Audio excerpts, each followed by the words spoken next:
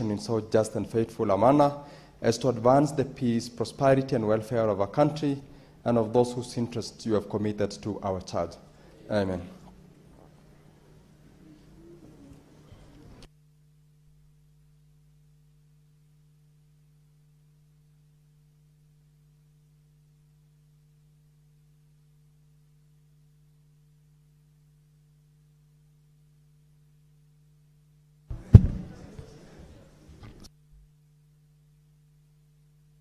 Clerk, confirm whether we have quorum. Very well, we have quorum, so we will immediately go through the order paper. First order. Order number 1, administration of oath.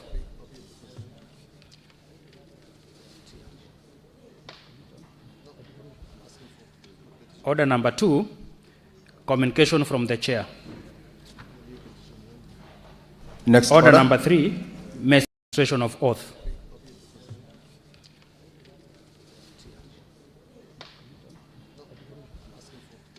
Order number 2, communication from the chair. Next order number 3, messages. Next order. Order number 4, petitions. Order number 5, papers. Senate Majority Leader.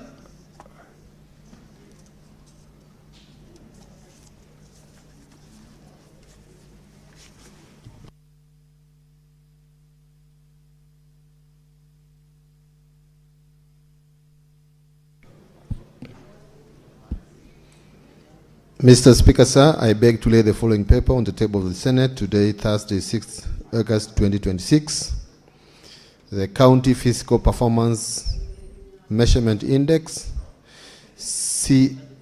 CFPMI report. I beg to lay.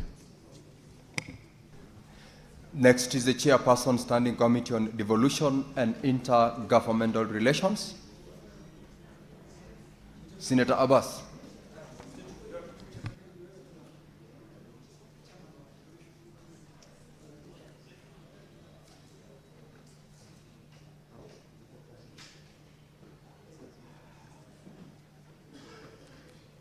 Honorable Speaker, I beg to lay the following papers on the table of the Senate today, Thursday, 6th August 2026, report of the Standing Committee of Devolution and Intergovernmental Relations on the consideration of the County Government Amendment Bill, Senate Bill number 39 of 2024.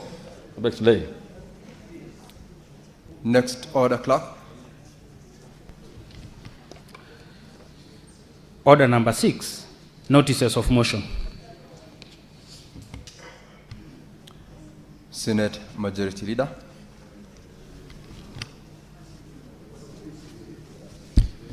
Mr. Speaker, sir, I beg to give notice of the following motion that the Senate notes the County Fiscal Performance Measurement Index report laid on the table of the Senate on Thursday, 6th August 2026. Next order. Order number 7, questions and statements. Now, Honorable Senators, statements pursuant to Standing Order 52-1. Senator wa County ya Kilifi, Senate Minority Leader. That statement is dropped in the absence of Senator Matzayo. Request for statements pursuant to Standing Order 53. Senator Edwin Sifuna. That statement is dropped. Senator Betty Montet.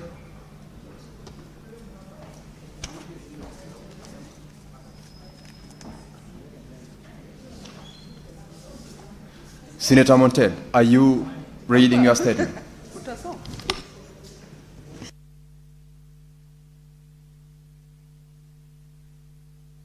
Order, Honorable Senators. Montet, you have got the floor. Proceed. Thank you.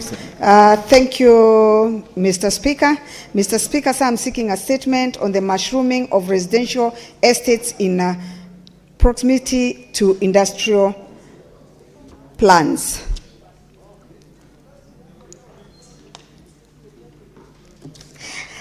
Sorry for that. Mr. Speaker, sir, I rise pursuant to Standing Order 53-1 to seek a statement from the Standing Committee on Land, Environment and Natural Resources on a matter of countrywide concern regarding the mushrooming of residential estates in proximity to industrial plants. Mr. Speaker, sir, the establishment and expansion of residential estates near industrial plants, including developments such as Lukenya County Villas, Manzoni area and Chumbi residential areas, continue to raise serious environmental, public health and safety concerns. Although these developments help meet the growing demand for housing for employees working in nearby industries, their proximity to industrial facilities exposes residents to dust, gaseous emissions, industrial effluent, excessive noise and other pollutants that threaten human health and environment. In the statement, Mr. Speaker, the committee should address the following. 1, the existing zoning policies, regulations and planning guidelines governing the establishment of residential estates in proximity to industrial plants and the extent of which they are implemented and enforced. Number 2, the legal and policy frameworks governing the conversion of industrial land to residential use, including mixed or dual use developments involving industrial and residential activities. Number 3, the county spatial plans, integrated development plans, and relevant national urban development policies guiding orderly land use and preventing conflicts between industrial and residential developments. Number 4, whether environmental impact assessment, EIA's strategic environmental assessments and other statutory environmental approvals were undertaken for such developments and the measures adopted to mitigate risks arising from emissions, chemical spills, noise pollution, and other environmental hazards. Number 5, the measures to ensure compliance with zoning, environmental, public health, and planning laws by estate developers, industries, and relevant regulatory agencies, including enforcement actions, penalties, and remedial measures where violations occur or resident safety is compromised. Senator Betty Montet, nominated senator. Thank you, Mr. Speaker, sir. Senator Madzayo, earlier on when I called out your statement, you were absent from the chamber, but of course by virtue of your office, I hereby reinstate and allow you to read the statement. I'm very grateful, Chair. Chair, with a little respect and humility, I do accept that I came a bit late, and I'm happy that you have decided to restore mine.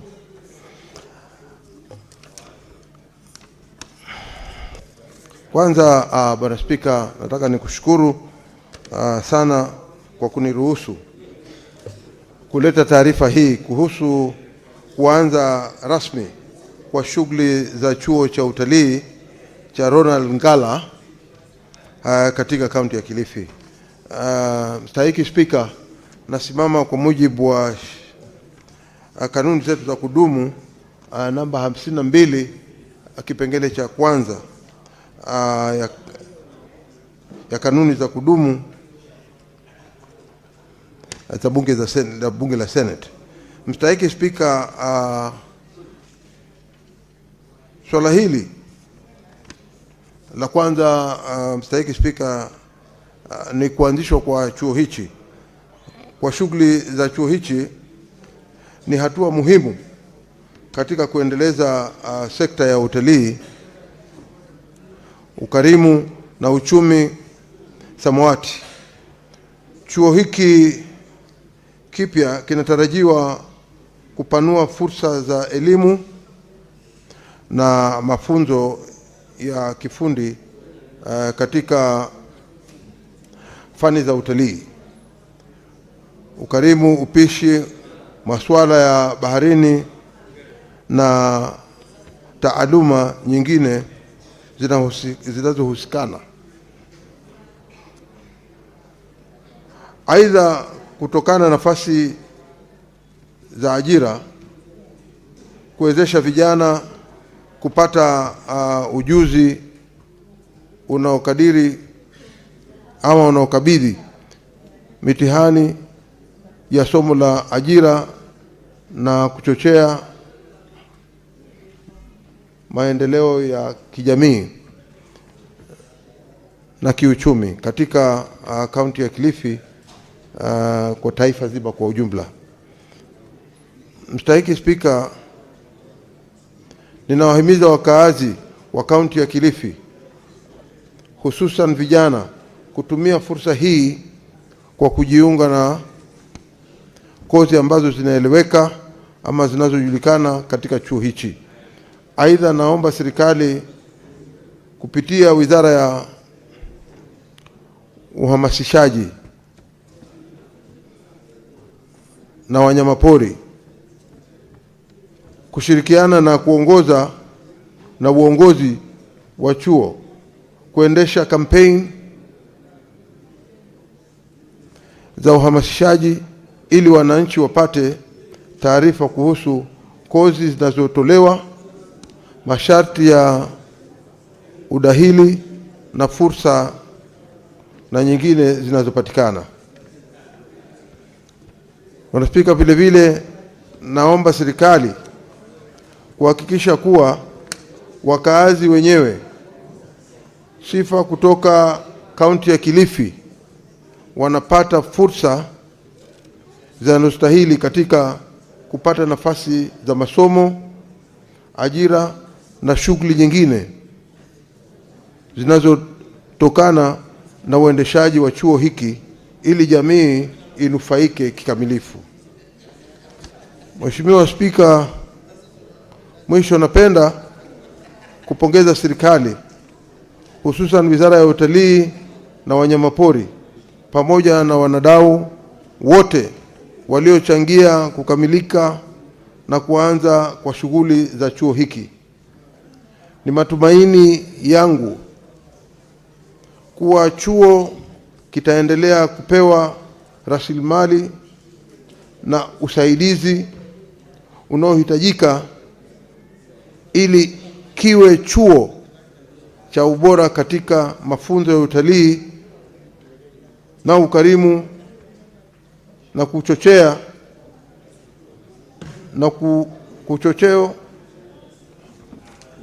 kuchochea maendeleo ya kijamii na ya kiuchumi katika kaunti ya Kilifi na taifa zima kwa ujumla. Asante Mstahiki Spika.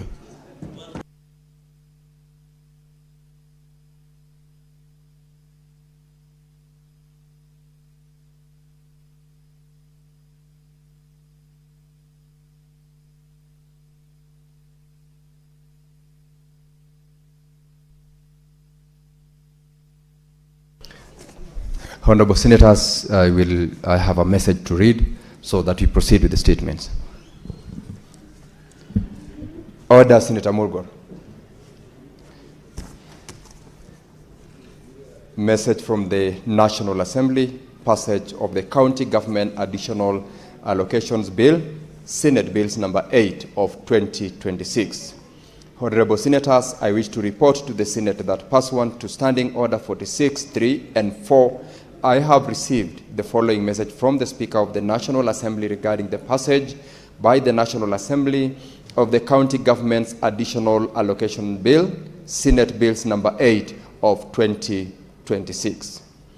The message delivered dated Wednesday, 5th August 2026, was received in the office of the Clerk of the Senate today, Thursday, 6th of August 2026. Pursuant to Standing Order 46.4, I now report the message. Whereas the County Government's Additional Allocation Bill, Senate Bills number 8 of 2026, was passed by the Senate on Tuesday, 17th of June 2026, and thereafter referred to the National Assembly for consideration pursuant to the provisions of Article 110, Sub-Article 4 of the Constitution. And whereas on Tuesday, 4th of August 2026, the National Assembly considered and passed the said bill with amendments as contained in the schedule of amendments attached herewith. Now, therefore, in accordance with the provisions of Article 112, Sub-Article 1B of the Constitution and Standing Orders 41, 1, and 144 of the National Assembly Standing Orders, I hereby convey the said decision of the National Assembly to the Senate. Honorable Senators, Article 112, Sub-Article 1B of the Constitution provides that if one House passes an ordinary bill concerning counties and the second House passes the bill in an amended form, it shall be referred back to the originating House for reconsideration. Honorable Senators, in this regard, and pursuant to Standing Order 210-2, I grant the Standing Committee on Finance and Budget permission to retreat to consider the National Assembly amendments and table its report this afternoon for consideration by the Senate in the course of today's sitting. Further, I direct the clerk to prepare and circulate a supplementary order paper to enable the Senate to consider the National Assembly amendments. The House is accordingly guided, and I thank you. I have further communication to make regarding visiting delegation of teachers and students from Eldoret GK High School in Uasin Gishu County. Honorable Senators, I would like to acknowledge the presence of a visiting delegation of 9 teachers and 40 students from Eldoret GK High School in Uasin Gishu County who are seated in the public gallery. The delegation is visiting the Senate for an academic exposition. On behalf of the Senate and on my own behalf, I extend Senator Osotsi. On behalf of the Senate and on my own behalf, I extend a warm welcome to the delegation and wish them a fruitful visit. Further, there is a visiting delegation of teachers and students from St. Francisco Amani School, Nandi County. Honorable Senators, I would like to acknowledge the presence of a visiting delegation of 19 teachers and 56 students from St. Francisco Amani School in Nandi County, who are seated in the public gallery. The delegation is visiting the Senate for an academic exposition. On behalf of the Senate and on my own behalf, I extend a warm welcome to the delegation and wish them a fruitful visit. I thank you.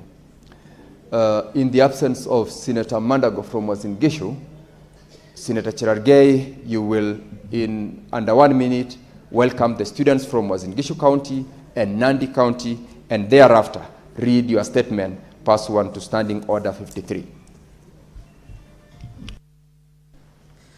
Thank you, Mr. Speaker, sir. I want to warmly extend a warm welcome to the visiting students from GK Prison in Uasin Gishu County, and also St. Francisco Amani School in Kapsabet Town.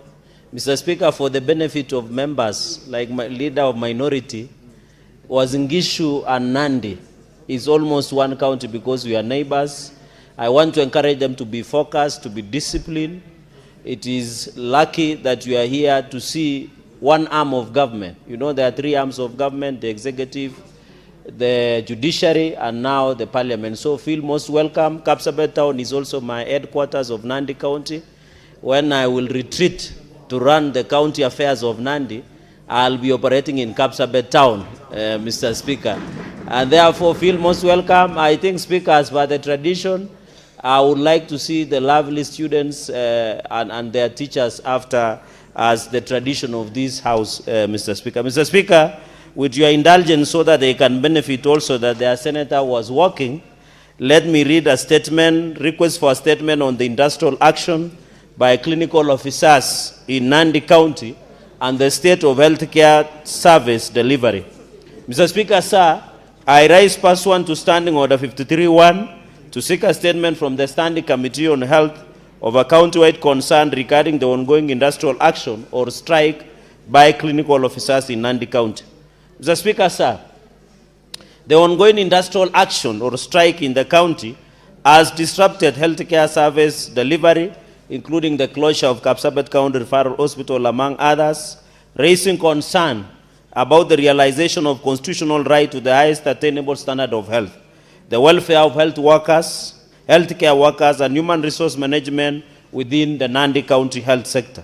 In the statement, the committee should address the following: the status of the industrial action by clinical officers in Nandi County, the underlying causes of dispute, including the implementation status of 2024 collective bargaining agreement, CBA, and timelines for resolving the dispute and restoring normal services in Nandi. Mr. Speaker, number 2, why eligible clinical officers have not been promoted, redesignated, or granted study leave in accordance with the approved career progression guidelines and other applicable policies, and indicate the measures and timelines for fully implementing these frameworks. Mr. Speaker, number 3, whether the clinical officers are receiving salaries, allowances, medical insurance, and other employment benefits in accordance with Salaries and Remuneration Commission, SRC, advisories, or the collective bargaining agreement and other applicable laws. Mr. Speaker, number 4, the status of outstanding salary arrears and when they will be settled, including pending promotions and other benefits owed to clinical officers. Number 5, Mr. Speaker, sir, the current staffing levels in Nandi County and vacancies for clinical officers in the county, the measures being undertaken to recruit additional officers through transparent, competitive, and merit-based process. So, Speaker, number 6, the status of supply of essential medicine, laboratory reagents, medical equipment, and other supplies in public health facilities in Nandi, which is not there, Mr. Speaker. And finally, measures in place to ensure continued provision of healthcare services during the industrial action strike, and the mechanisms by the county government of Nandi and the Ministry of Health to ensure timely implementation of negotiated agreements, strengthen labor relations, and prevent future industrial disputes across the country. I thank you, Mr. Speaker, sir.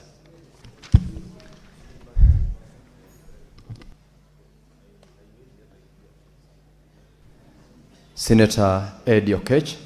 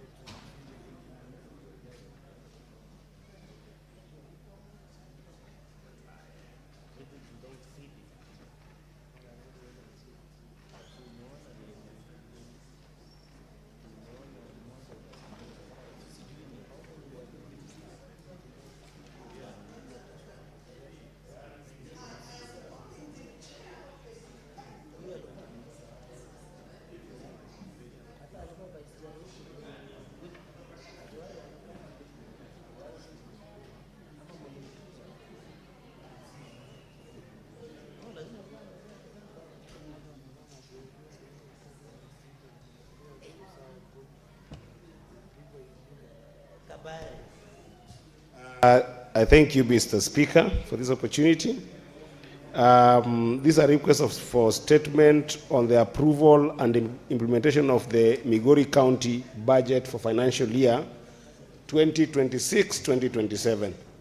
Mr. Speaker, sir, I rise pursuant to Standing Order 53-1 to seek a statement from the Standing Committee on Finance and Budget on a matter of county-wide concern regarding the approval and implementation of the Migori County government budget for the financial year 2026-2025.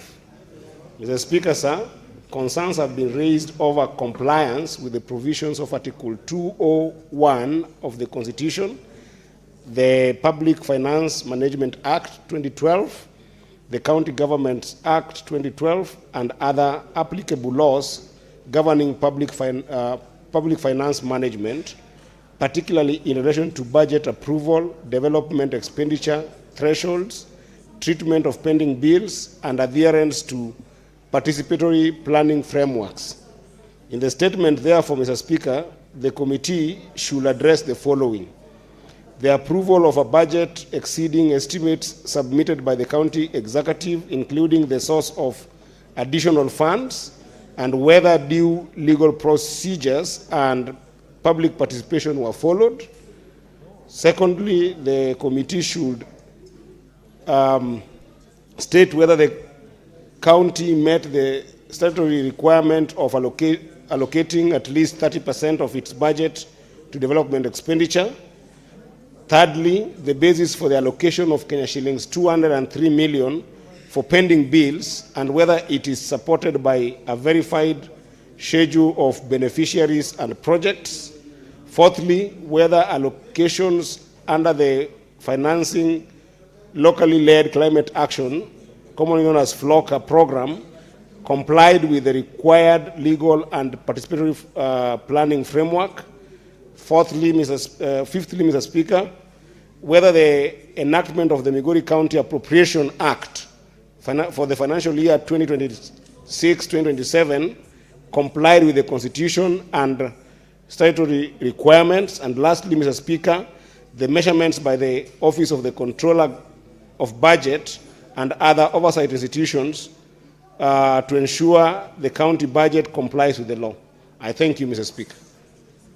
Senator Okongo Mogeni. Senator Mogeni, you heard statements. In his absence, again, that particular set of statements is dropped. Senator Hamida Kibwana. Senator Hamida Kibwana. Those statements are also dropped.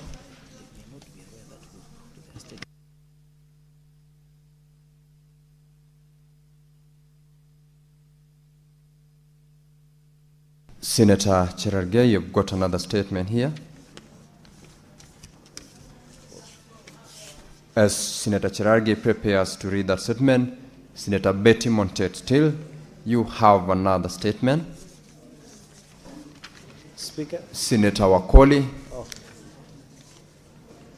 Senator Sifuna. And Senator Sifuna again. Very well, Cherargei, proceed to read your statement. Request for statement on the welfare and protection of Kenyans residing and working in South Sudan. Mr. Speaker, sir, I rise pursuant to Standing Order 53-1 to seek a statement from the Committee of National Security, Defense and Foreign Relations on a matter of national concern regarding the welfare and protection of Kenyans residing and working in the Republic of South Sudan. Mr. Speaker, sir, Kenyans residing and working in South Sudan continue to face insecurity, loss of life and property, labor disputes, delayed or unpaid salaries, displacement, and limited access to consular and emergency assistance. In the statement, Mr. Speaker, sir, the committee should address the following. 1, the number of Kenyans currently residing and working in South Sudan, including those who have registered with the Embassy of Kenya in Juba, and the mechanism for maintaining accurate and up-to-date records. Mr. Speaker, sir, number 2, the nature and number of cases involving Kenyans in South Sudan reported to and handled by the Embassy of Kenya from 2023 to date, including cases relating to insecurity, loss of life and property, labor disputes and detention, including the action taken and outcome of each case, including traffic issues. Mr. Speaker, number 3, the number of Kenyans evacuated or repatriated from South Sudan from 2023 to date, including circumstances necessitating such action, the assistance provided, and challenges encountered. Mr. Speaker, number 4, the measures implemented under the Kenya Diaspora Policy 2024. Hold. Senators, let us allow Senator Cherargei to be heard in silence. If you must consult, please do so in a manner that do not disrupt your colleague. Let me take that one again, Mr. Speaker, sir. And I've seen you, Senator. The measures, let me take number 4, the measures implemented under the Kenya Diaspora Policy 2024, the Comprehensive Kenya Diaspora Growth Strategy 2024-2027, and other relevant policies to protect Kenyans in South Sudan, the identified gaps and measures taken to address them. Mr. Speaker, finally, the bilateral agreements between Kenya and South Sudan for the protection of Kenya's citizens, workers, businesses, and investment, the extent of their implementation, and measures taken to strengthen consular services and emergency response by the government of Kenya. I thank you, Mr. Speaker, sir. Senator Faki.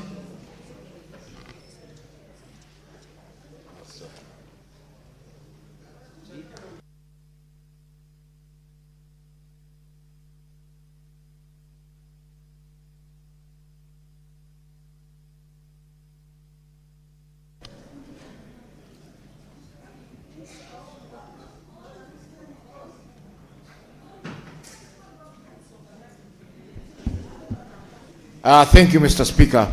Mr. Speaker, sir, I rise pursuant to Standing Order number 53-1 to seek a statement from the Standing Committee on Energy on a matter of national concern regarding the circular letter issued by the Kenya Pipeline Company dated 25th of May 2026, which stopped the loading of transit oil products at the Kenya Petroleum Refineries in Mombasa, effective 1st of July 2026.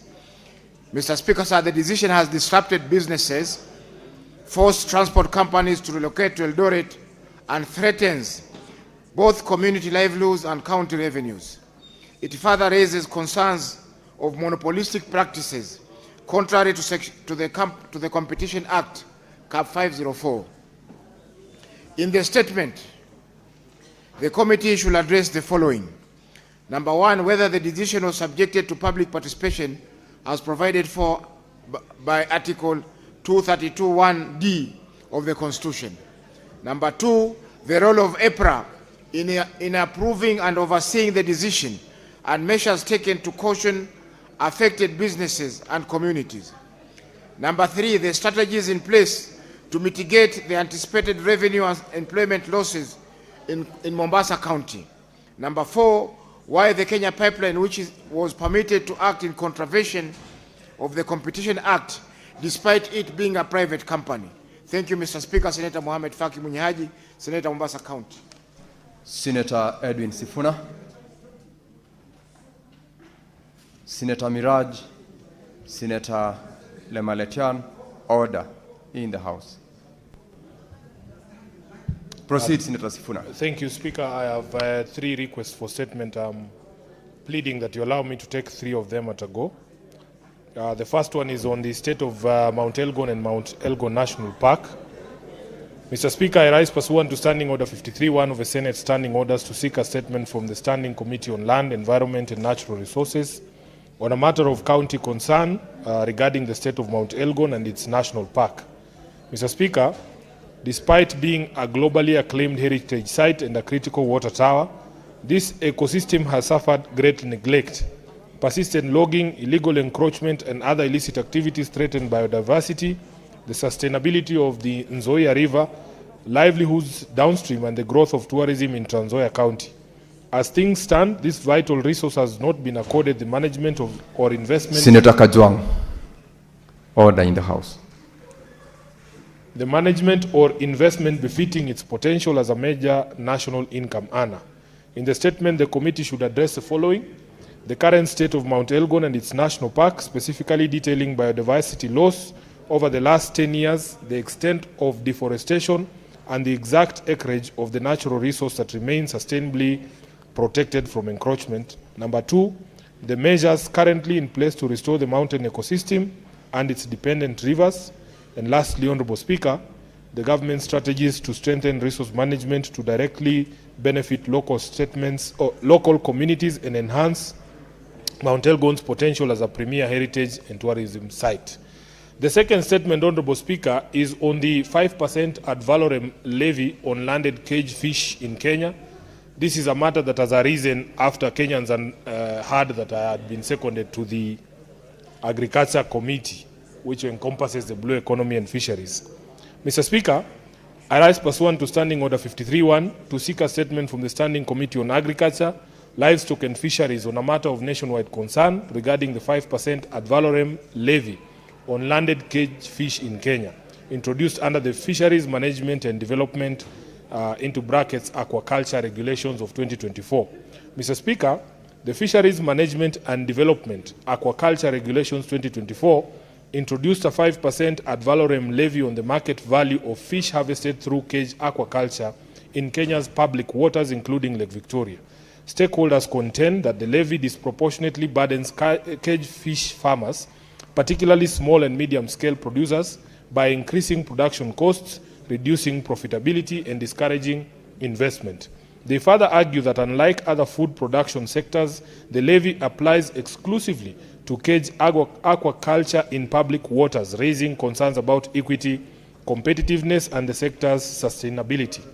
As Mutembei County produces more than half of Kenya's cage fish, its farmers are expected to bear the greatest impact, with possible adverse effects on employment, household incomes, food security, and the blue economy.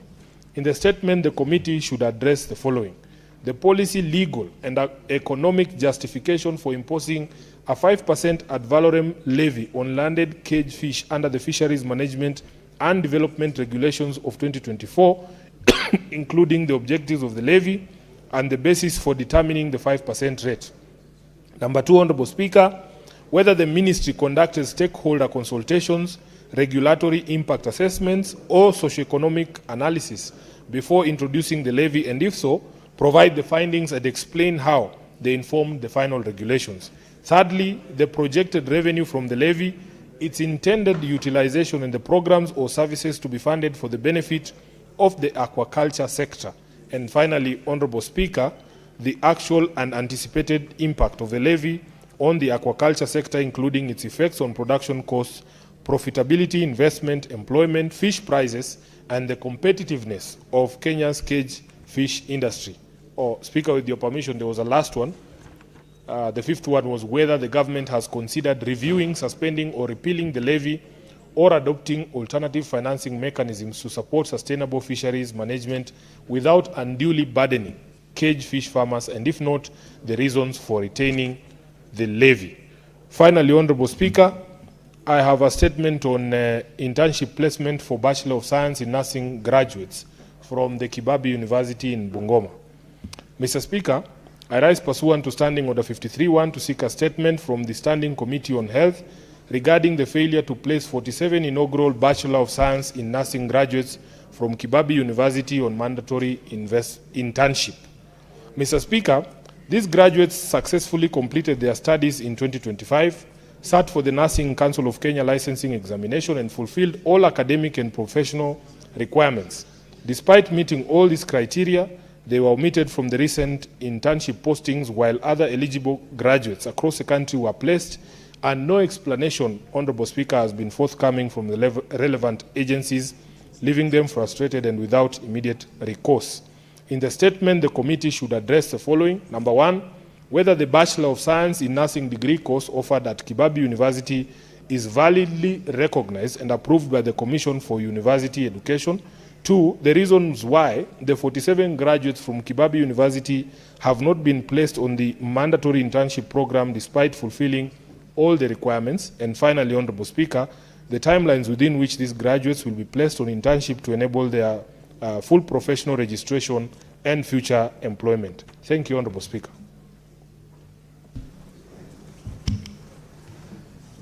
Orders, Senator Hamida. Take your seat, or the nearest seat for that matter. Thank you. Honorable Senators, I have a communication to make from the Chair on a visiting delegation from the Parliament of Uganda. Honorable Senators, I would like to acknowledge the presence in the Speaker's galleries this afternoon, a visiting delegation of members of Parliament and Secretariat from the Parliament of Uganda.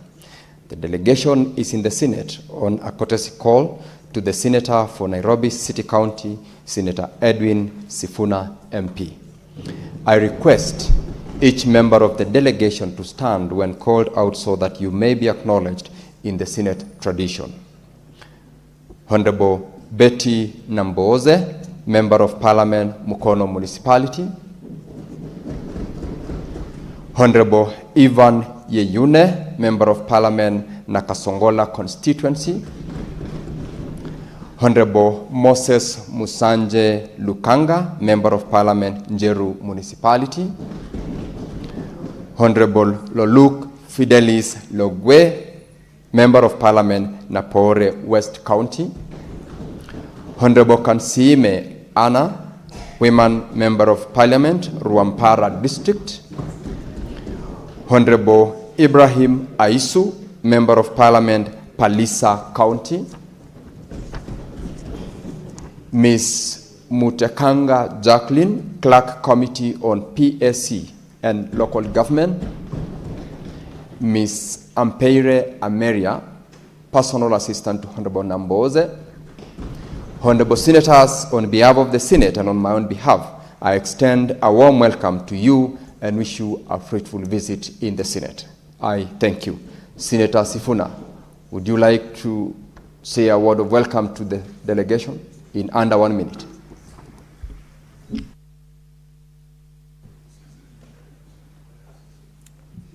Thank you, Honorable Speaker.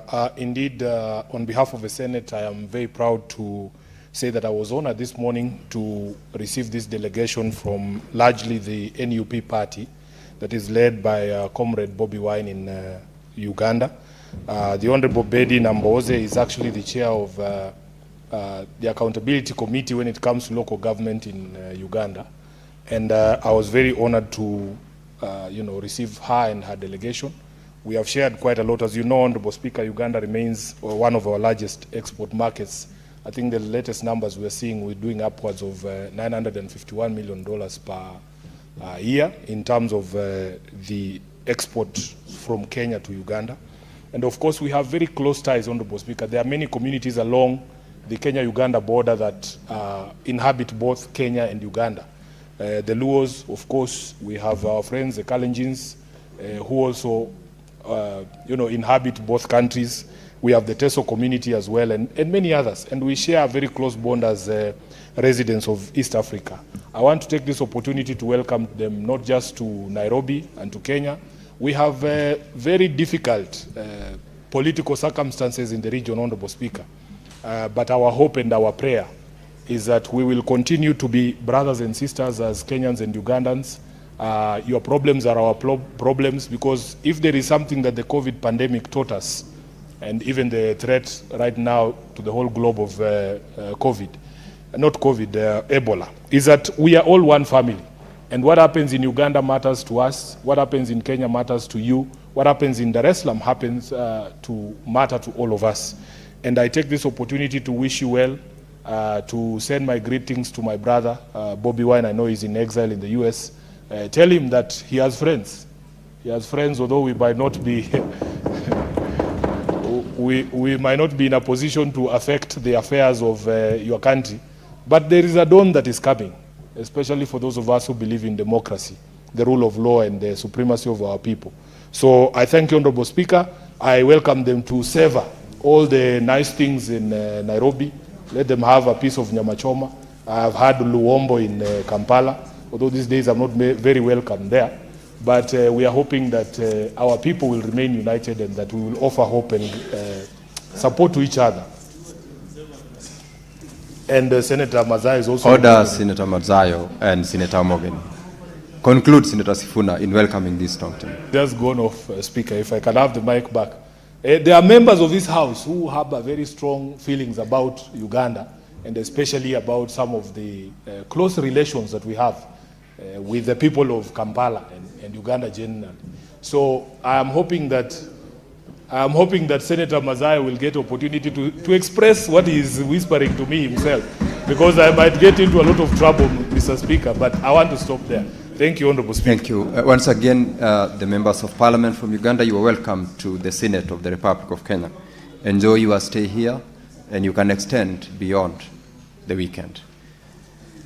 Senator Omogeni, Senior Counsel.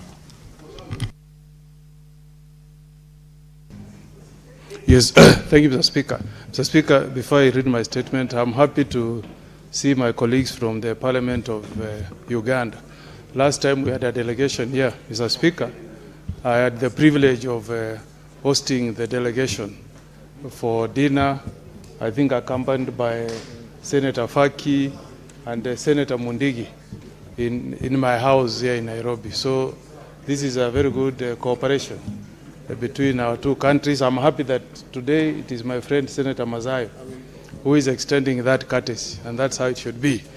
Mr. Speaker, sir, I rise pursuant to Standing Order 53-1 to seek a statement from the Standing Committee on Agriculture, the Livestock and Fisheries on a matter of national concern regarding moisture content deductions from being imposed on farmers by tea factories.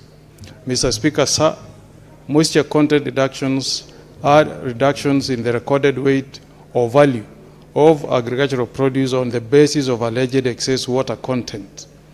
In a circular dated 9th of July 2026, the Tea Board of Kenya declared the deductions of alleged surface or systematic moisture from green tea delivered by factories to be illegal, fraudulent, and a malpractice.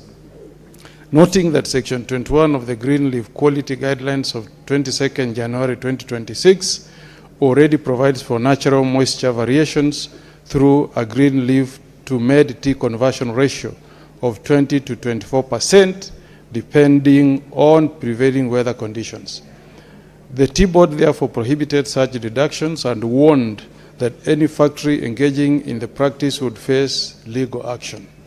Mr. Speaker, sir, despite this directive, some fraudulent tea factories, particularly in the counties of Nyamira and Kisii, continue to unlawfully deduct approximately 0.5 kilograms from every delivery of green leaf tea, unfairly reducing farmers' earnings and undermining confidence in the tea value chain. In the statement, Mr. Speaker, sir, the committee should address the following. Number one, a county-by-county breakdown of the number of tea factories affected, the tea factories involved, the quantity of green leaf subjected to moisture content deductions, the estimated financial losses that has been incurred by farmers, and the period during which the deductions have been made. Second, Mr. Speaker, the committee should inquire into the regulatory, administrative, or disciplinary action taken against the responsible factory management and directors who continue to impose the deductions contrary to Section 21 of the Green Leaf Quality Guidelines. 3, the committee should inquire the measures being undertaken by the Ministry of Agriculture and Livestock Development, the Tea Board of Kenya, and other relevant agencies to compensate or reimburse affected farmers for any unlawful deductions and to ensure immediate cessation of the practice in all tea growing regions. Number 4, Mr. Speaker, the committee should inquire into the amount of green leaf tea deducted from farmers on account of the weight assigned to an empty green leaf tea collection bag. Finally, Mr. Speaker, the committee should inquire into the long-term policy, regulatory, and oversight measures being implemented to strengthen transparency and accountability in the weighing, grading, and payment of green leaf, protect tea farmers from unlawful deductions, and ensure full compliance with the law by all tea factories and their management. With your permission, Mr. Speaker, I have another statement. Mr. Speaker, sir, I rise pursuant to Standing Order 53-1 to seek a statement from the Standing Committee on National Cohesion, Equal Opportunity and Regional Integration on the matter of national concern regarding the transparency, fairness, and integrity of the recruitment process, particularly in light of reports that the candidate ranked first by the Board of the Technical and Vocational Education and Training Authority was not appointed. In the statement, Mr. Speaker, sir, the committee should address the following. 1, the criteria, justification, and legal basis upon which Dr. Wanyeki Paul Machocho was appointed as the Director General of TVETA notwithstanding that Moriasi Arabu Josia had been recommended by the TVET board as the top-ranked candidate following a competitive recruitment process. Second, Mr. Speaker, the committee should provide a comprehensive account of the recruitment and appointment process, including the number of applicants, the shortlisted candidates, the interview and evaluation criteria, the scores attained by each of the shortlisted candidates, the recommendations made by the board, the names submitted to the head of public service, and indicate whether the process complied with the Constitution, the Technical and Vocational Education and Training Act, the State Corporations Act, the Public Service Commission Act, and the applicable government guidelines governing the appointment of chief executive officers and head of state corporations, giving reasons for any departures from the prescribed procedure. 3, the committee should state whether the appointing authority departed from the recommendations of the board,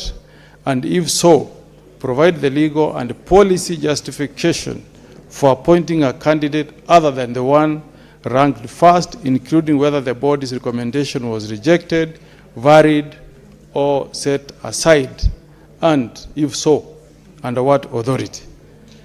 4, clarify whether any complaints, petitions, appeals, or court proceedings were lodged regarding the recruitment or appointment process, and if so, provide their status and the measures taken to address the issues raised. Finally, outline the measures the ministry responsible for technical and vocational education have put in place to safeguard the independence, transparency, meritocracy, and accountability of recruitment process for senior leadership positions in state corporation, and to prevent similar concerns from arising in future appointments. I thank you, Mr. Speaker.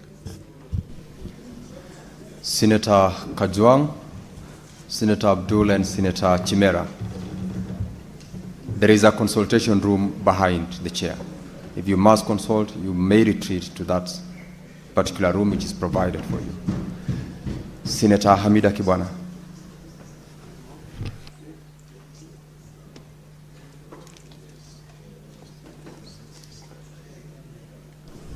Thank you, Mr. Speaker. My first statement is on preparedness to host the 2026 Women's African National Volleyball Championship.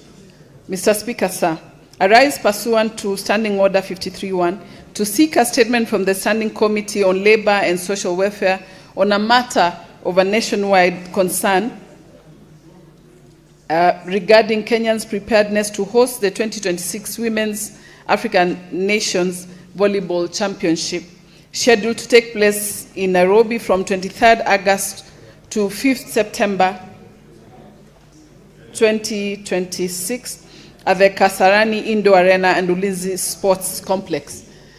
Mr. Speaker, sir, hosting this prestigious continental championship presents Kenya with a unique opportunity to showcase its sporting excellence, strengthen sports tourism, and reaffirm its position as a leading sporting nation in Africa. It is therefore important that in the country is adequately prepared to deliver a successful tournament. In the statement, the committee should address the following. 1, the state of preparedness of the Kasarani Indoor Arena and Ulinzi Sports Complex, including the status of renovation and upgrading works, compliance with international hosting standards, and confirmation of the readiness to host the championship. Number 2, the funding, technical and logistical support provided to the national women's volleyball team, the Malkia Strikers, including allocations for training camps, player welfare, coaching and technical staff, equipment, sports science and medical support, and any other preparedness undertaken to enhance the team's competitiveness. Number 3, the arrangements to facilitate the successful hosting of the championship, including accommodation, transport, security, medical and emergency services, immigration and accreditation processes, volunteer management, and other logical support to participating teams, officials, media personnel, and spectators. Number 4, the government strategy to marketing, broadcasting, and promoting the championship, including partnership with media houses and sponsors, public awareness initiatives, fan engagement programs, and measures to maximize attendance, tourism, investment opportunities, and the overall economic impact of the event.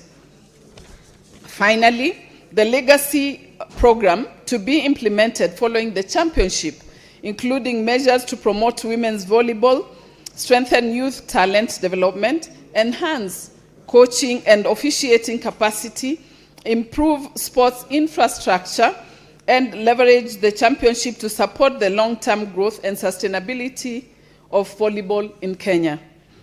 Mr. Speaker, my second statement is on gaps in the regulation and enforcement of pesticide safety in Kenya. Mr. Speaker, sir, the Auditor General released a performance audit report on the regulation of pesticides in Kenya on 31st July 2026. The report has established that hazardous, expired, counterfeit, and unregistered pesticides continue to circulate in the Kenya market, exposing consumers, farmers, and the environment to serious harm. The audit further found that the Pest Control Products Board, PCPB, had only 64 officers against an approved establishment of 267, constraining inspections, enforcement, scientific surveillance, and public education. Mr. Speaker, sir, the audit also established that although the inspections of premises handling pesticides increased from 6,322 in the year 2021-2022 financial year to 11,150 in the year 2024-2025 financial year, the increased inspections had not resulted in a corresponding reduction in the sale of illegal products. Seizure of expired, counterfeit, and unregistered pesticides increased during the same period, while some businesses continued to operate despite prosecutions and repeated violations. Further, weaknesses were identified in follow-up inspections and the monitoring of corrective action, with more than half of sampled agro dealers receiving no follow-up visit with an initial inspection. In the statement, the committee should address the following. 1, the findings and recommendations of the Auditor General's performance audit on the regulation of pest control products and the action taken by the government and the PCPB to implement them. Number 2, the current staffing establishment of the PCPB, including the distribution of officers across its regional offices. The reasons only 64 of the approved 267 positions were filled during the audit period, and measures to address the staffing deficit. Number 3, the reasons the increase in inspections from 6,322 premises in the 2021-2022 financial year to 11,150 in the 2024-2025 financial year did not reduce the sale of illegal pesticides, stating the quantities and categories of expired, counterfeit, unregistered, and other unauthorized pest control products seized during the audit period and how they were disposed of. Number 4, the enforcement action taken against agro dealers and other businesses found selling illegal pesticides, including prosecutions, convictions, and the suspensions to or revocation of operating certificates, and measures to ensure timely follow-up inspection and effective trafficking of corrective action by regional offices. Finally, the measures put in place to strengthen pesticide residue surveillance in food, educate farmers and agro-dealers on authorized pest control products and safe pesticide use, and enhance coordination among relevant agencies to prevent hazardous and unauthorized pesticides from entering the food, the food chain. Mr. Speaker, kindly allow me to read the last one. Regarding 22.5 billion capitation shortfall in public secondary schools.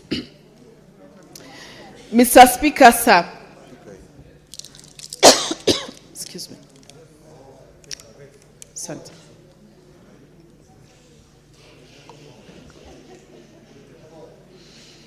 Mr. Speaker, sir. Thank you.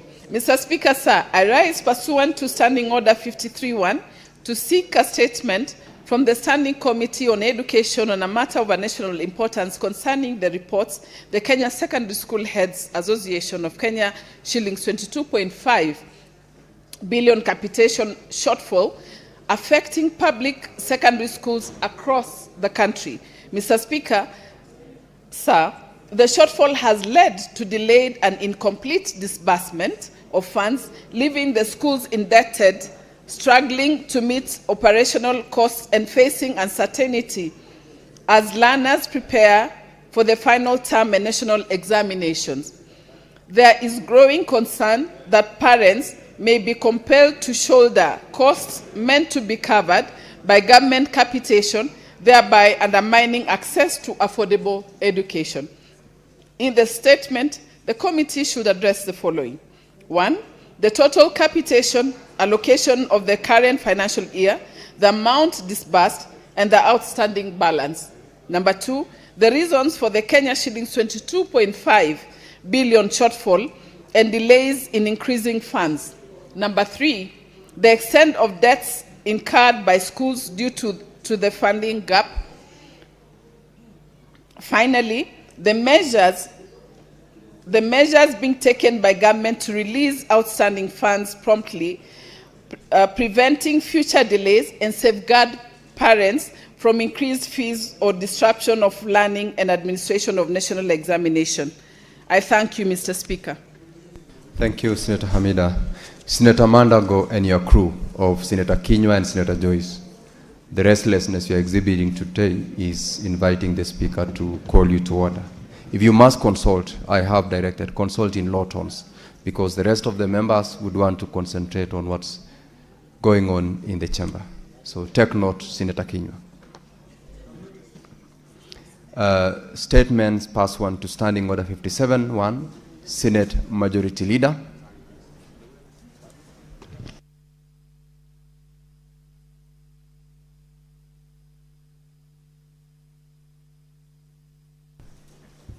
Senator Montet,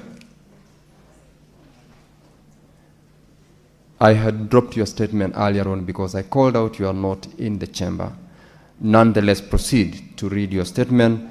Shortly thereafter, the leader of majority will read his statement. Pass one to Standing Order 57. Thank you, Mr. Speaker. Mr. Speaker, I'm seeking a statement on the costs incurred by customers for replacement of prepaid electricity meters in the country. Mr. Speaker, sir, I rise pursuant to Standing Order 53.1 to seek a statement from the Standing Committee of Energy on a matter of nationwide concern regarding the costs being imposed on electricity consumers in the country for the replacement of prepaid electricity meters. Mr. Speaker, according to the Kenya Power and Lighting Company, KPLC, Customer Service Center, faulty prepaid electricity meters should be replaced at a utility provider's cost, particularly where the fault arises from a normal wear or internal failure. However, KPLC is recovering the cost of replacing such meters, both faulty and periodically replaced ones, directly from the prepaid token purchases. These deductions are made without prior disclosure to customers, and the charges are not communicated at the time of replacement. In the statement, the committee should address the following. Number one, whether there exists a legal framework governing the replacement of prepaid electricity meters, including the protection of customers against undisclosed charges. Number two, methods employed by the Kenya Power and Lighting Company to recover costs associated with meter replacements, and whether these methods comply with the regulatory standards and customer rights. Number three, the justification provided by the KPLC for recovering such cost from prepaid token purchases, particularly in cases where the meter is faulty due to normal wear and tear or failure. The strategy, number four, the strategy used by KPLC to appraise customers about geographical coverage, replacement programs, and associated costs, including whether adequate notice and disclosure are provided. And lastly, the measures in place to ensure customer protection, transparency in billing, and timely resolution of complaints arising from hidden deductions during token purchases. Senator Betty Montet, nominated senator. Thank you, Mr. Speaker. Thank you. Now, Senate Majority Leader, Senator Lelengwe.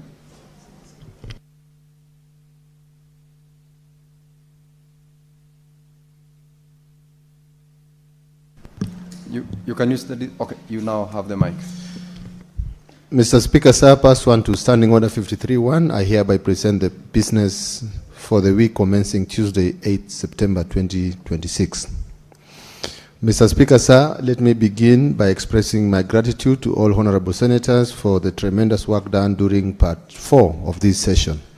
The Senate considered and passed the following business. Bills.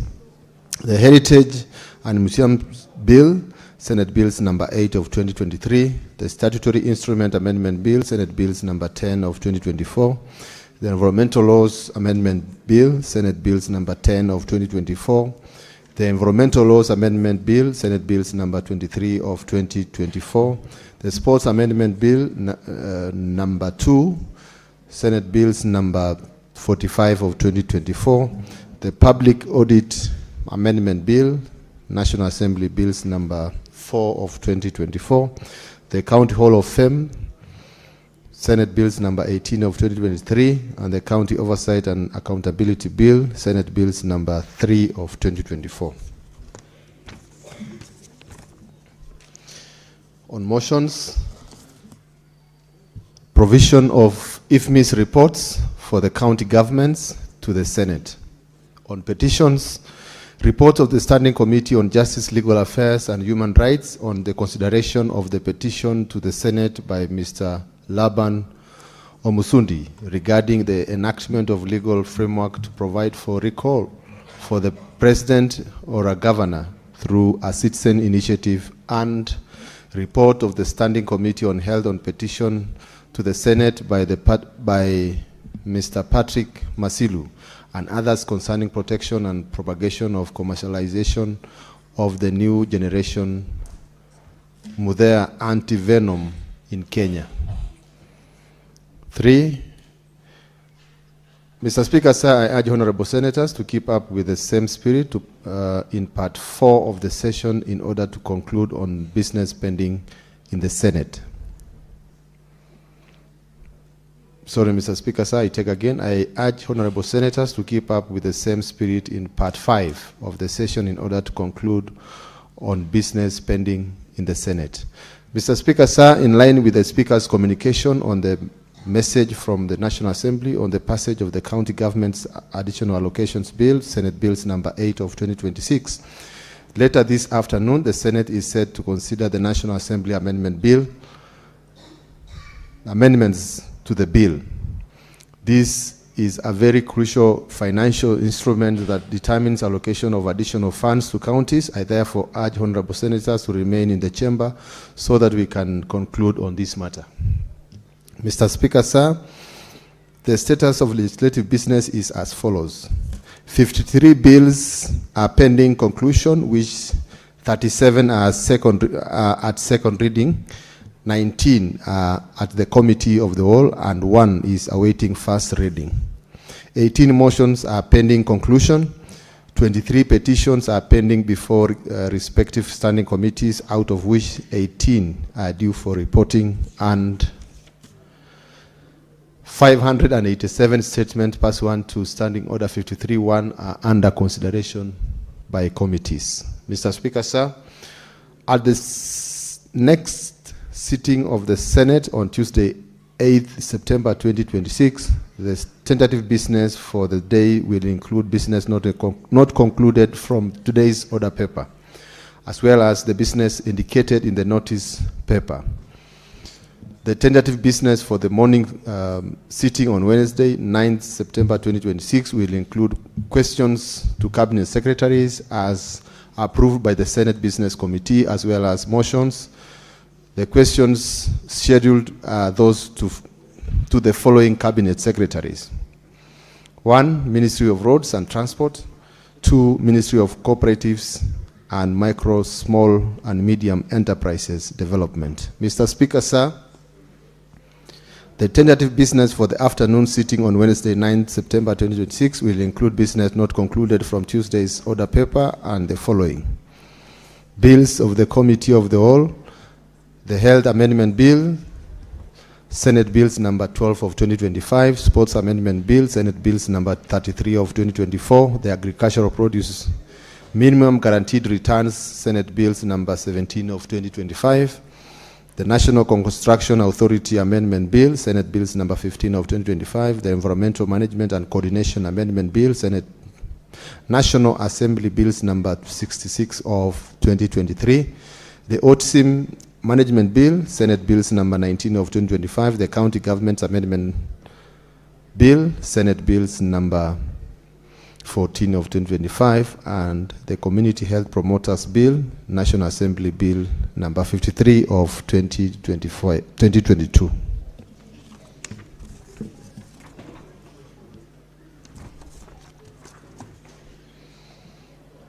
Projected business for Tuesday, 10 September 2026 will include business not concluded on Wednesday, 9th September 2026, and any other business scheduled for the Senate Business Committee.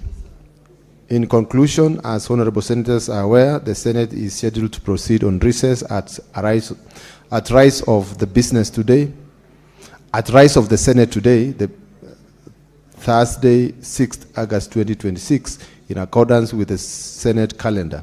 I therefore take this opportunity to wish honorable members a restful recess as you take time to interact with constituents and reconnect with friends and relatives. I look forward to seeing you in September with renewed energy for the task that remains ahead.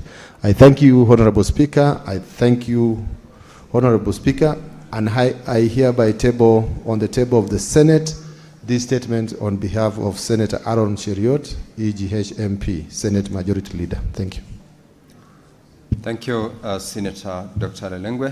Now, Honorable Senator, as you recall that earlier on, I made a communication from the National Assembly with certain directions, including directives to the Committee on Finance, and I will therefore reorganize the order paper so that we deal with other issues, including petition and papers, and there will be a supplementary order paper that will be circulated. You will equally have it in your gadgets for purposes of that communication from the National Assembly. And therefore, Clerk, I'll ask you call out order number 4. Order number 4, petitions. Senator Lelengwe.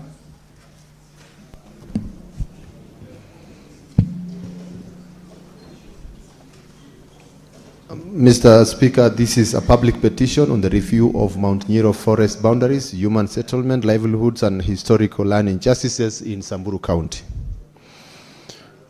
Mr. Speaker, sir, I read the petition. We, the undersigned residents and citizens of Kenya residing within Mount Nyiro area of Samburu County, through the Office of the Senator for Samburu County, Senator Lelegwe Tumbesi, I draw the attention of the Senate on the following.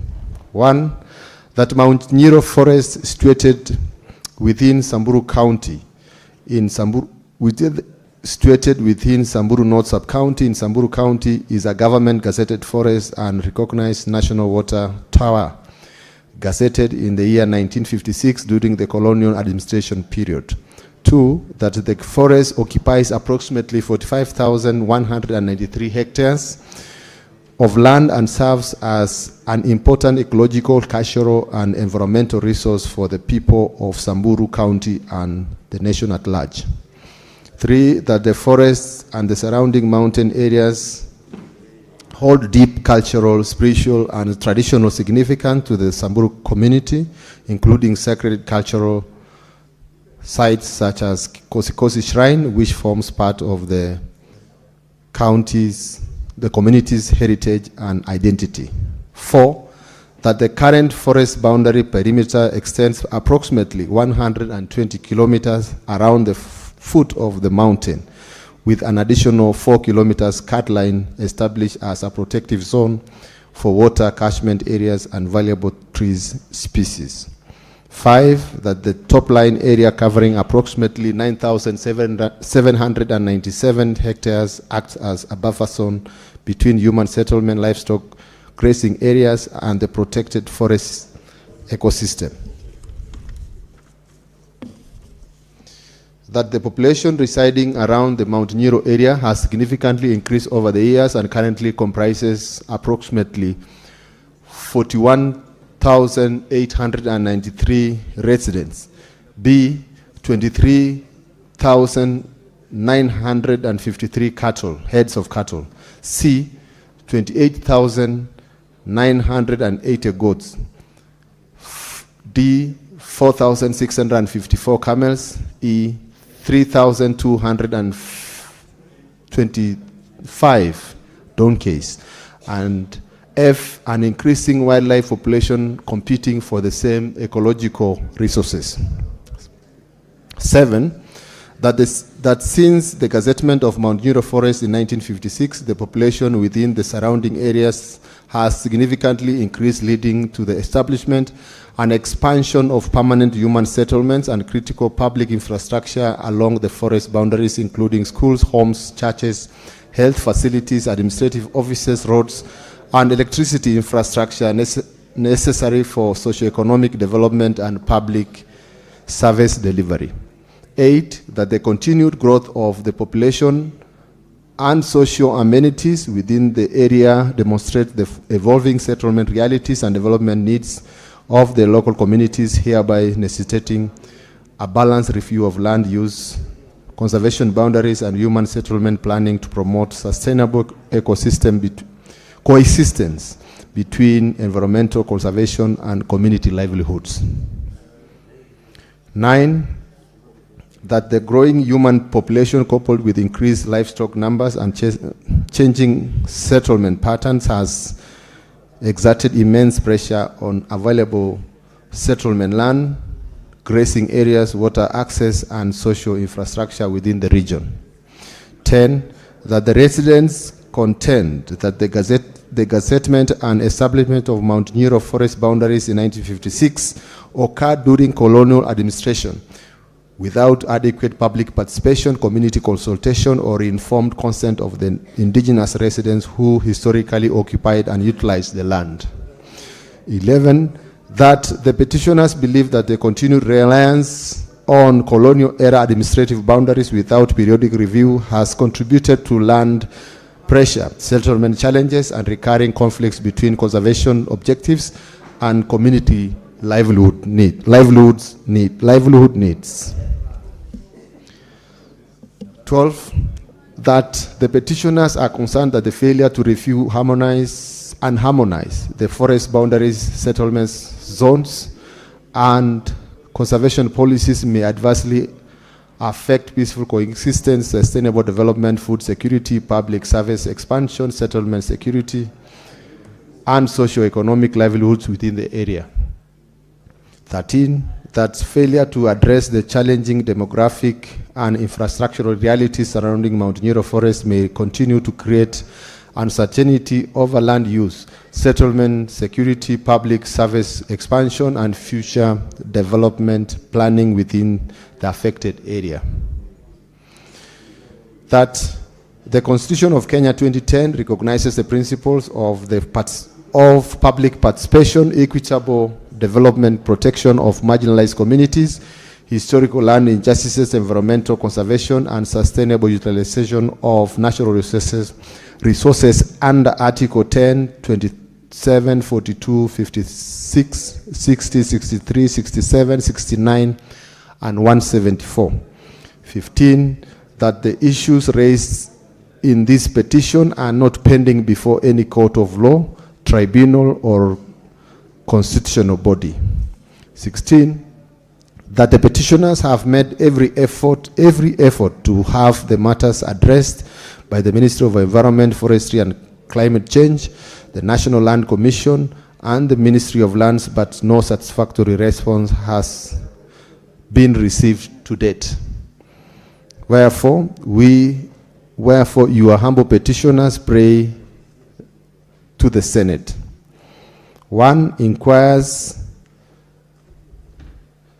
into the historical establishment, gazettement, and current status of the Mount Nyiro forest boundaries and buffer zones. 2, facilitate a comprehensive intergovernmental review of existing forest boundaries arrangements, settlement patterns, and land utilization within Mount Nyiro area. 3, recommends structural public participation involving residents, conservation agencies, county government, cultural leaders, and national government institutions regarding any proposed boundary review or settlement planning.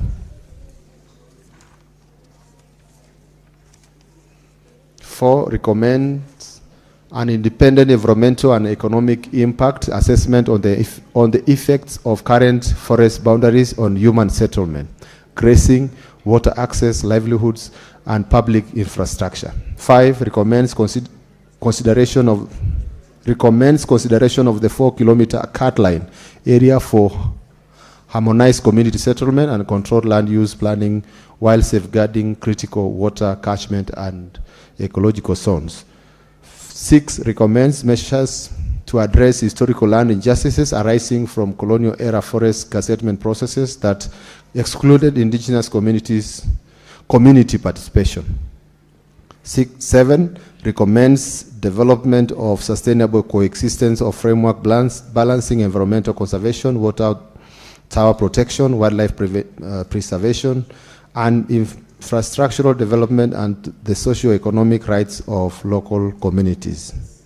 8, recommends establishment of clear policies for settlement planning, grazing management, infrastructure development, and environmental conservation within Mount Nyiro and surrounding areas, and make any other recommendation or take any action it deems fit in interest of the environmental sustainability, historical justice, peace, coexistence, infrastructural development, and protection of livelihoods in Samburu County. I thank you, Honorable Speaker.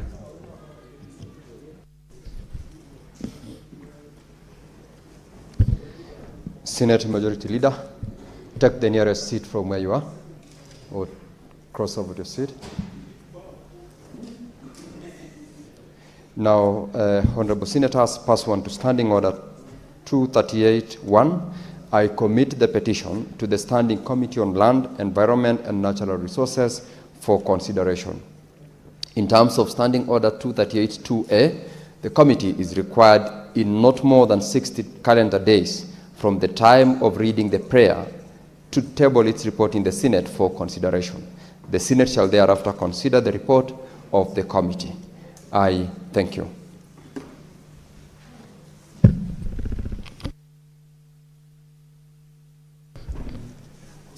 So, Clerk, you will call out order number 5 for purposes of Senator Faki to table the paper.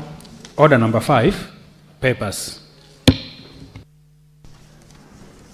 Mr. Speaker, I beg to table the report of the Standing Committee on Finance, Budget on its consideration of the National Assembly amendments to the County Government's Additional Allocations Bill, Senate Bills number 8 of 2026. I thank you.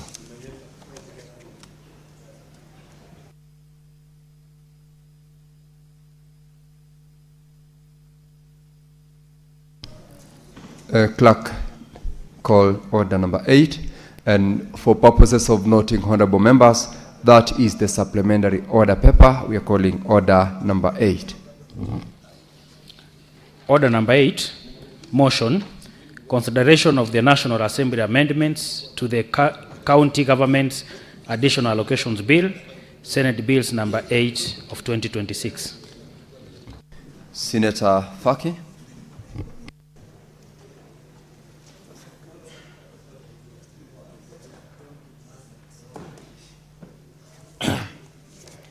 Mr. Speaker, sir, I beg to move that the National Assembly amendments to the County Government Additional Allocations Bill, Senate Bills number 8 of 2026, be now considered. Thank you. You need to call a seconder. I call upon Senator Mungatana to second.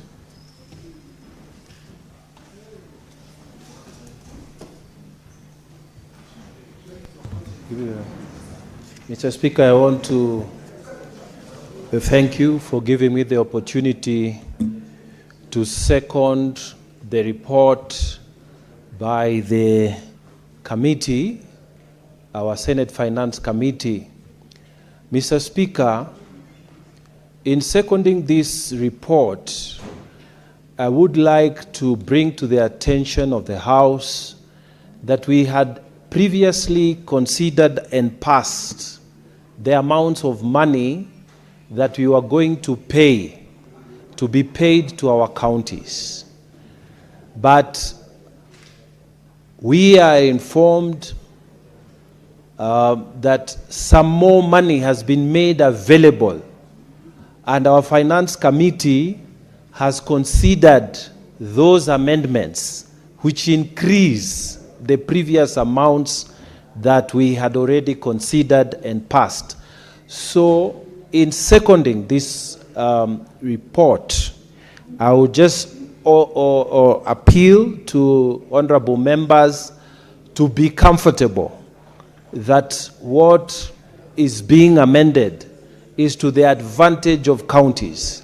We are getting more money for the counties than what had been previously passed.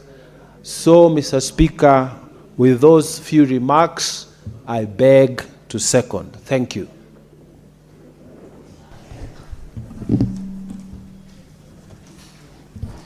Honorable Senators, I now proceed to propose the question that the National Assembly amendments to the County Government Additional Allocations Bill, Senate Bills number 8 of 2026, be now considered. Senator, you may come in, Senator Wambua. Senator Kisang, take your seat. Honorable Senators, this being a procedural one, and we will shortly be proceeding to the Committee of the Whole for consideration. I will, subject of course with your concurrence, proceed to put the question.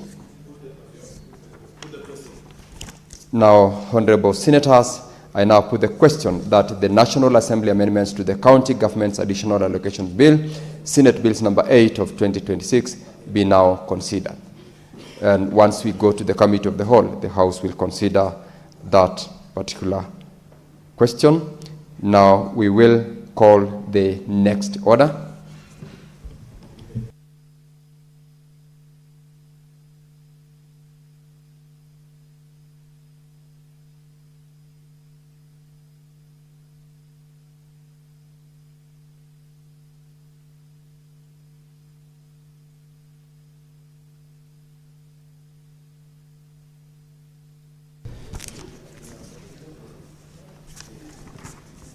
Now, Honorable Senators, I will proceed to put the question that the National Assembly amendments to the County Government's Additional Allocation Bill, Senate Bills number 8 of 2026, be now considered. Honorable Senators, will as many as of that opinion say aye? Aye. Will as many as of a contrary opinion say nay? The ayes have it. Next order. Order number 9, motion, the County Fiscal Performance Measurement Index, CFPMI Report 2026. Majority Leader, you will proceed to move that particular motion.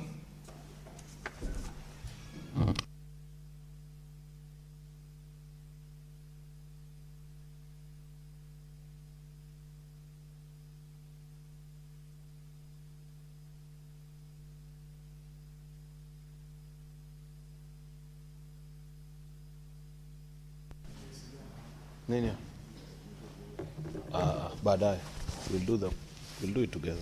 Relax. Mr. Speaker, sir, I beg to move the motion, which is a County Fiscal Performance Measurement Index, CFPMI report of 2026, that the Senate notes the County Fiscal Performance Measurement Index, CFPMI report 2026, laid on the table of the Senate on Thursday, 6th of August, 2026. Mr. Speaker, this is a huge and an important milestone for the Senate, like I observed this morning when we retreated to the parliamentary gardens and made this report formally available to the public.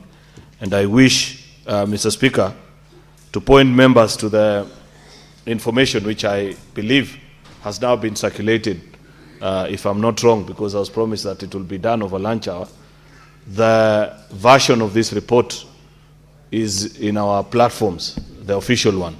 And I know, Mr. Speaker, that our media people will actually share it with the ladies and gentlemen of the press, because this is a step in the right direction for the Senate. Many times on the floor of this House, over the years, Senator Fatuma Dulo will know, Senator Moses Kajwang, there have been all manner of accusations made against county governments by senators on the floor of this House. This county has done this one has done the other, and sometimes it's true, sometimes it's politics. And because we are political animals, Mr. Speaker, you cannot regulate what people will sometimes say or allude to in their presentations of matters. And therefore, for a long time, the work of the Senate was relegated to the political arena in terms of a fair assessment of the performance of county governments, as such that when a matter is handled at the Senate, people will believe and say, don't worry, those members were just politicking, because many people believed that we were not actually being genuine in the concerns.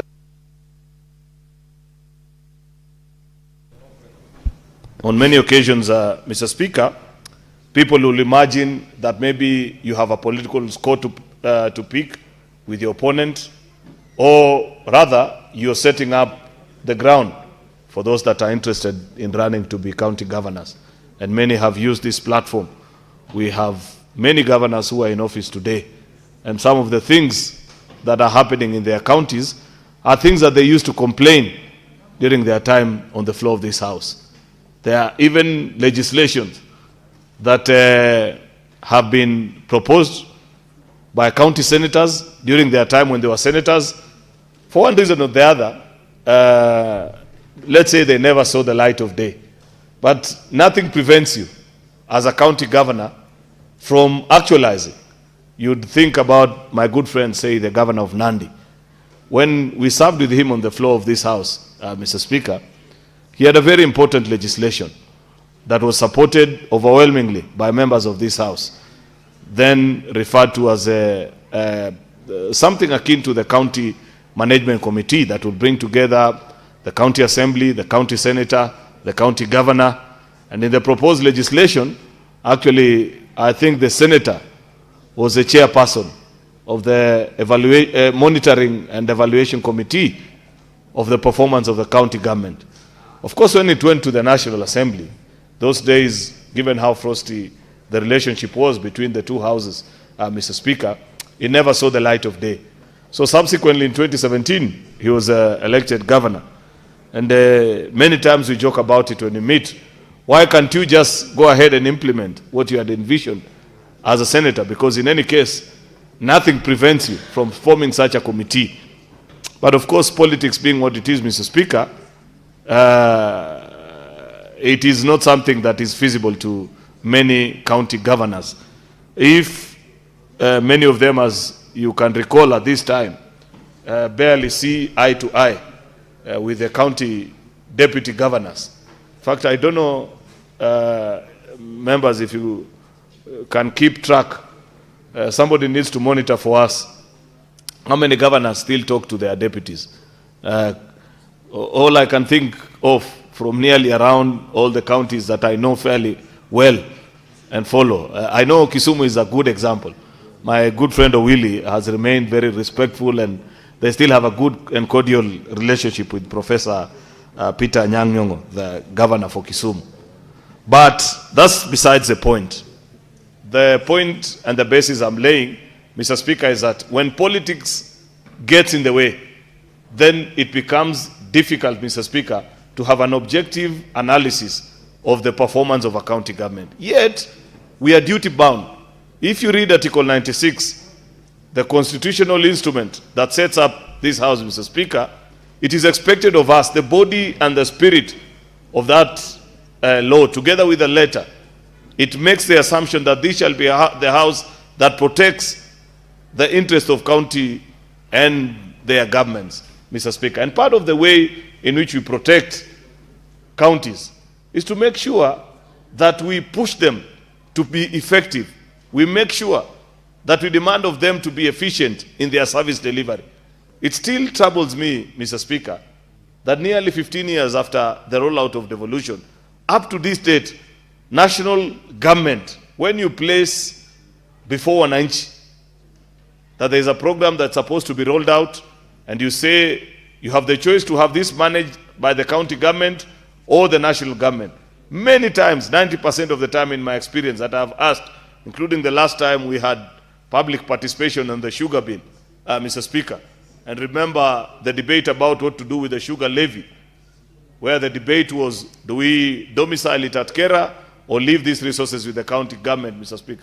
And if you go through the record of the response that citizens gave back to the Senate and our Committee on Agriculture, Mr. Speaker, you could see that there's still very limited appreciation on the capacity of our county governments, Mr. Speaker. While that is not unusual, given that counties are barely slightly over a decade, and they are being compared with a national government that has been in existence for close to 6 decades, Mr. Speaker, we are expected constitutionally, and even as leaders rallying up to the needs of their people, to develop frameworks and find ways and means, guided by policy, ways in which we can assess and push our county governments, Mr. Speaker, to perform better than what we are seeing today. And I want to say today is one of my proudest days on the floor of this House as a senator, Mr. Speaker, as we consider this report, how we have brought it before the House, what the Parliamentary Budget Office has led us into, Mr. Speaker, so that it becomes a beginning. And over the years, we can refine it and make it even better.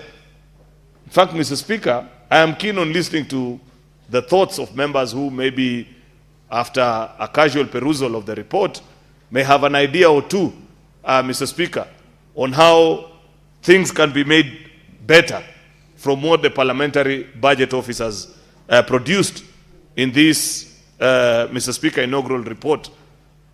Mr. Speaker, we have to appreciate that in the world of intelligentsia, there is no idea that is silly. An idea can only be refined and be made better. And I appreciate that the director of the Parliamentary Budget Office, while launching the report this morning, informed us that this is not the opinion of anyone, that this is a summation of information that is publicly available, information that has been published by our various constitutional commissions, the Commission for Revenue Allocation, the Controller of Budget, the Auditor General, and the various government agencies, Mr. Speaker. And what they have done as a parliamentary budget office is simply to analyze and assess and say what exactly exists in this particular report and what is it that we need to do to ensure that it reflects better on the performance of our county governments. And I like the fact that in this report, on all the indices that they have picked, they have actually ranked the performance of county governments based on each individual index, then finally the cumulative score that a county receives based on the various indices once they have been put together. This is a summation of the 2 financial years, which is financial year 2024, 2025, and financial year 2023, 2024. 2 out of the 4 financial years that our county governors, the current set of administrators, Mr. Speaker, have actually had an opportunity to oversee and manage the affairs of our various counties. Mr. Speaker, it is important for members to appreciate that while you go through this report and they explain the scoring mechanism, how they appreciated it, how they weighted, it is all featured in this particular, including the items that they have chosen to figure. Of course, number 1 is expenditure on development, which, according to Section 107(2) of the Public Finance Management, at the very least, Mr. Speaker, each county government is expected to spend 30% of the resources that we devolve to our counties in shareable revenue on development, actual development spend, if I may refer it that way. But the report that was presented today, and it featured 5 financial years from 2017, gave an average of all the 47 counties, Mr. Speaker, and you could see that the line was stabilizing at 50%, meaning, on average, all our counties, and this should trouble you, Senator Maruma, as a senator and also as an aspiring governor, that for all the resources that we struggle here, remember, number 1, the target is 30%. But number 2, the report is telling us that only 15%, which is only 50%, which is 15% of that amount, 50% of 30, ends up being spent on actual development. That means, of the fight that we had here early this year in the month of March, April, and we ended up agreeing on, I think, 420, was it 425 or 427? 428, Mr. Speaker, that only 15% of that resource ends up carrying out actual development activities in our counties. That should bother us as a House of Senate. And before the end of this, the term of this current 4th Senate, it is my hope, Mr. Speaker, that we will eventually actually find ways of addressing that gap, because you cannot sit pretty, put on your necktie, smile, and call yourself a senator in the Republic of Kenya, while only 15% of the shareable revenue ends up serving the people that send you to this house. We must rise up to the occasion, Mr. Speaker, and find a solution to that particular malady. Mr. Speaker, the second index that they have picked is on-source revenue generation. Of course, on account of SHA, every governor now reports huge amounts of on-source revenue. But if you remove the element of compensation to health facilities from the Social Health Authority, Mr. Speaker, that is where the real reality, though many would argue that the reason citizens are going to our hospitals, despite the fact that they are private hospitals, is because we have made them to be in good condition. That can be debated, Mr. Speaker. But that's besides the point. The point that I make, Mr. Speaker, is that we need to see the balance of the various on-source revenue channels in our counties, so that you don't have a county government reporting 800 million in on-source revenue, yet 700 million of it is compensation from the Social Health Authority, Mr. Speaker. While that is commendable, and we must appreciate, that's why I keep telling many people that remain cynical about the performance of SHA, to speak to county government and health workers, the administrators who run our hospital, to compare the experience simply on account of compensation to public health institutions, what used to happen previously and what is happening currently under SHA, Mr. Speaker. Today is not a conversation about Social Health Authority, but I felt that will just be important.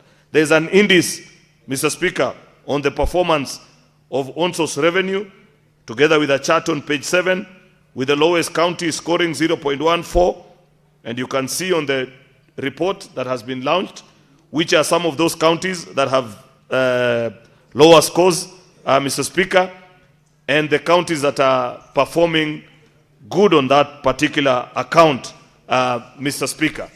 There is a third index of audit opinion, and there was a debate earlier. For example, I think one of the senators was asking, how can my county poll so well in this result, yet I know they received an adverse opinion? And it was well explained, Mr. Speaker, that ONSOS revenue is only one of the indices that are being considered alongside the other ones. So that on the score of ONSOS revenue, on audit report alone, Mr. Speaker, a county government that had a low score on audit report or had actually an adverse opinion, for example, Mr. Speaker, then they would score really low. But chances are, when you put it cumulatively with the other indices, then their overall performance will come up.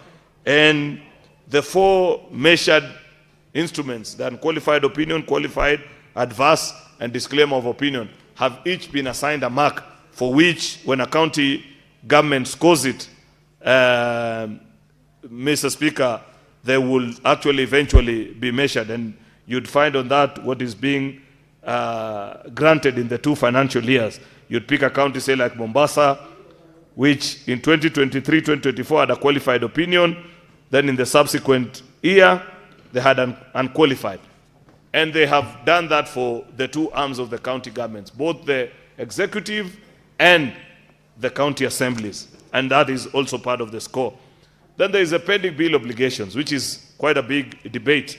And over lunchtime, we engaged each other with the chairperson of the Public Accounts Committee, Senator Moses Kajwang, who said that there is need to better study this pending bill as an index and what it means on the performance of a county government, because some of them could be statutory remittance that haven't been issued.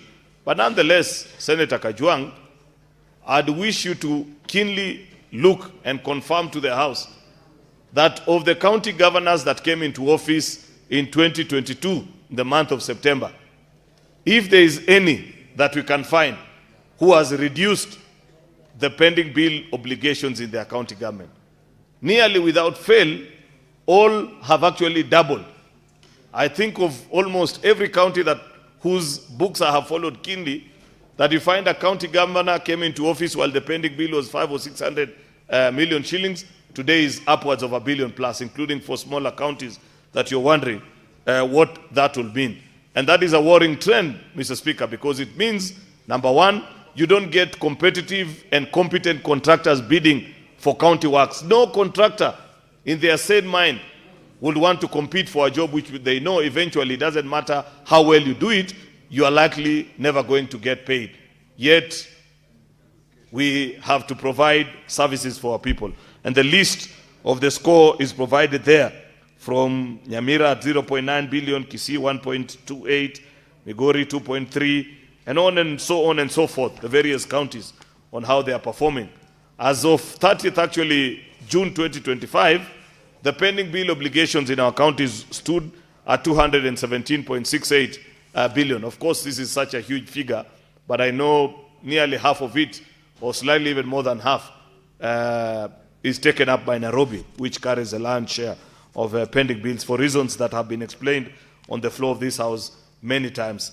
Expenditure on wages and benefits. Why is this important? This is such an important index to me, Mr. Speaker, because it shows the prudence in the management of public resources by a county governor.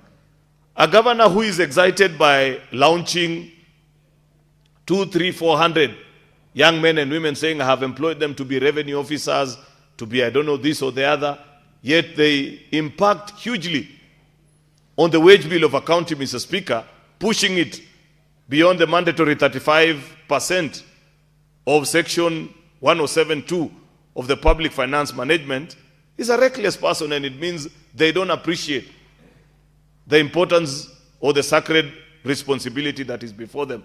Because, Mr. Speaker, as a county government, you are the chief executive officer of that company, if we were to reduce it to be exactly that.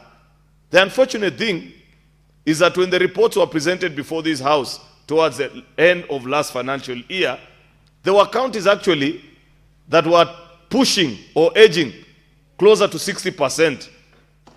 To me, I have said on the floor of this House, such a governor, you need to remove the signpost that shows the entrance to the office, saying that you are entering the office of the governor, and just turn that signpost to read, you are now entering the office of the head of payroll. Because basically, if 60% of the shareable revenue you're receiving ends up paying county employees who form barely less than 0.05% of the population of the county, and they are gobbling up resources because a governor wants to play some petty politics to appear as if they have created employment, Mr. Speaker, is one of the indices that has been picked here on expenditure on wages and benefits. And we must decide, members, because this trend is getting worse by the day. As we speak today, nearly 60 to 70% of our counties are actually on upwards of 50%, meaning double digits of breach.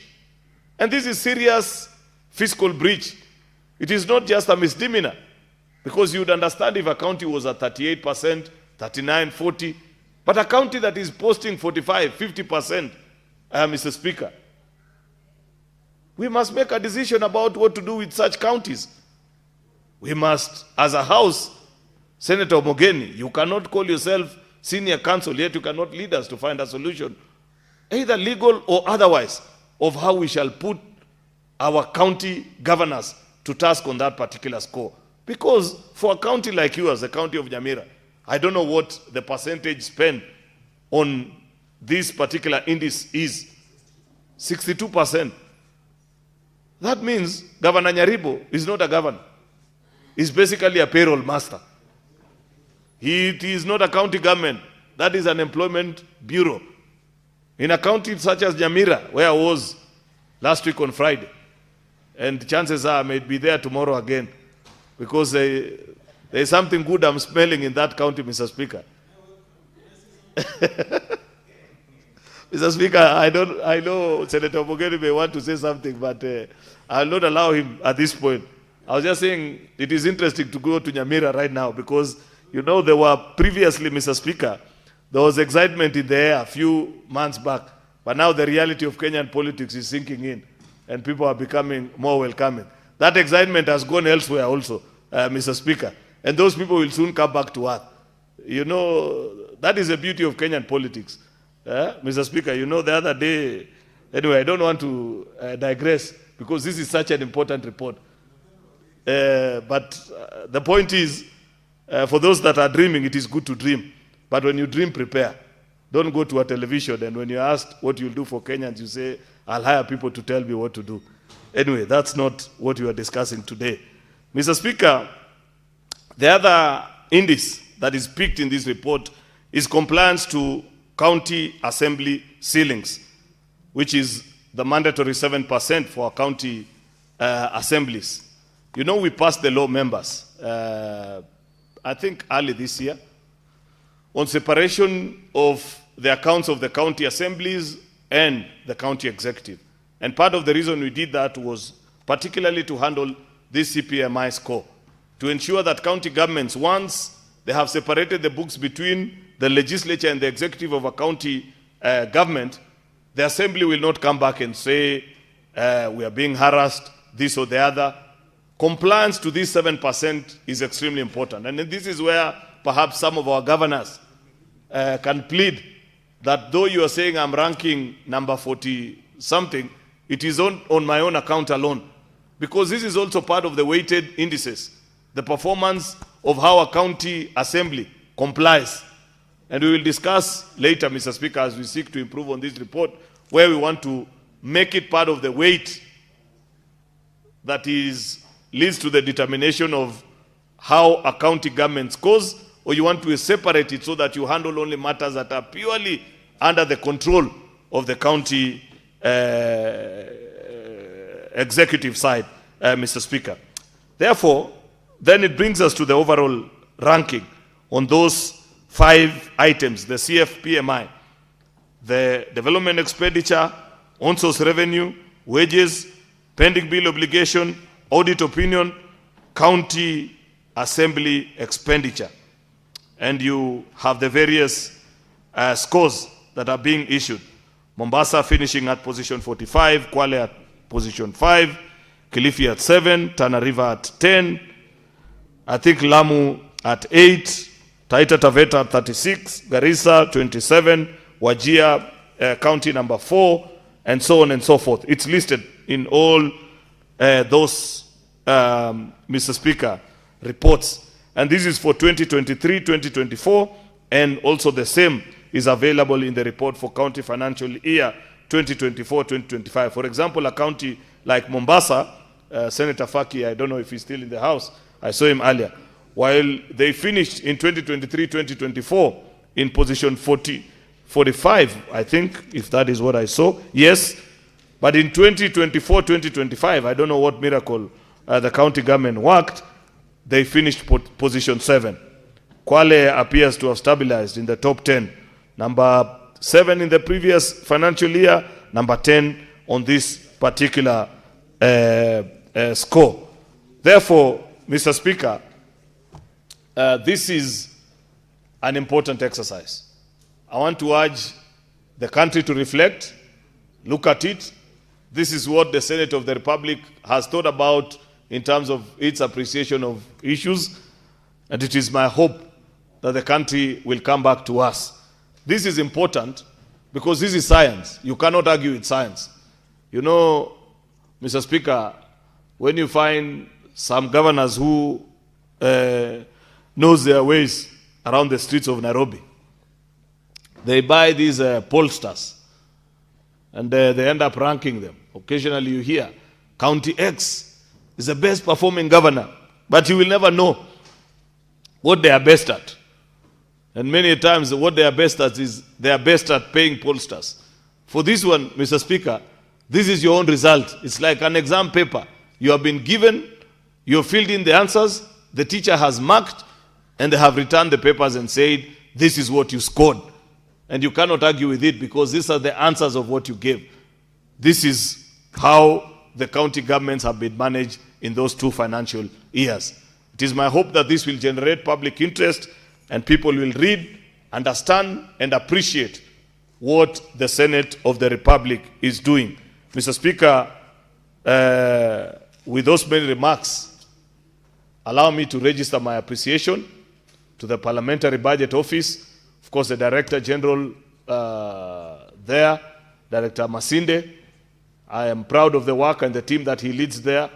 Extremely happy. When we interviewed him, I was in the commission those days when he interviewed to be director at PBO. He performed exceptionally well. And I appreciate the fact that during the time that he has led there, we have received such a groundbreaking report. I appreciate the gentleman that led this team that worked on the report. They are listed here. As you know, when our staffers do good things, we must celebrate them. Mr. Joseph Motonu, Dr. Evans Kiganda, who occasionally I saw as a perused and sought opinion, consulted here and there. Amran Yunis, who we continue to celebrate as a house. You will recall, those of you that were here last term, during the, what was it called? The 4th, Senator Cherargei, I'm missing the name. The formula. Yeah, that it was on Amran's laptop that we did all those permutations. And today she's still part and parcel of this team. We must celebrate such staffers. Abdirahman Gorod, CPA Kennedy Owoth, a good friend of mine that we play together on the Bunge FC team, Mr. Joseph Lekisima, and CPA Cyril Mutali. This fiscal analyst from Parliament, the Parliamentary Budget Office, we celebrate you for your industry. May we have many such reports, because that is what Kenyans expect of a parliament. Not just coming here to say, oh, my governor has done this or the other. Challenge them with the results from offices that do not listen to public opinion, but produce data, and data speaks the truth. I thank you, Mr. Speaker. With those very many remarks, I request the Senator for Homa Bay, Senator Moses Kajwang, to second. I beg to move and request that he seconds. Thank you, Mr. Speaker. Senator Moses Kajwang.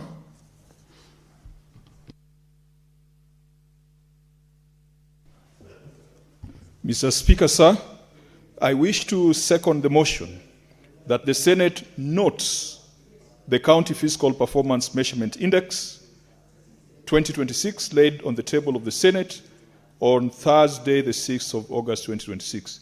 Mr. Speaker, I just want to bring to the attention of my colleagues that the keyword there is to note. This is not a motion where we are saying we support or we oppose. We are noting the report as was tabled and as was presented earlier. Mr. Speaker, let me start by congratulating the Parliamentary Budget Office. It is an office that is comprised of very, very competent men and women. And Mr. Speaker, I am proud of them because in the Public Accounts Committee, they sit. I've got a gentleman called Salat, who is very industrious, has never missed any of our meetings, and is always giving us the right advice, the right analysis that makes our work easy. I want to congratulate Dr. Masinde and the entire team. Mr. Speaker, I've been of the view, and I tried to make that amendment in the last Senate, that this should not just be a parliamentary budget office. Maybe we should make it a parliamentary budget and audit office. Unfortunately, it is established under Section 10 of the PFM Act. This is one of the offices in Parliament that are established by statute. And I do recall there's a time we went to the United States and had a conversation with the National Council of State Legislatures to establish the jurisdiction in the state legislatures, how they deal with audit reports and budget matters. We realized that almost every other state legislature had a budget office and had an audit office. And Mr. Speaker, it has been my view that maybe one day we should expand the mandate of the PBO to go beyond budget and to look into audit matters. Mr. Speaker, in the past, we have used data that is probably subjective to rank or to rate the performance of counties. There are times when pollsters release their rankings, people tend to think that it is based on political popularity of the governor, rather than on the fundamentals that should be used to analyze performance of a county. Sometimes people cast aspersions and say that the pollsters have converted that industry into a commercial one, where a governor can procure a favorable ranking. And sometimes we rank governors and counties based on the public relations and the political smartness of the persons leading them. Now that we have done the first version of an objective county fiscal performance measurement using a data-driven approach, Mr. Speaker, I want to propose to colleagues that as we perfect this tool and as we go into the next conversation on formula for revenue sharing, we reinstate the fiscal responsibility index.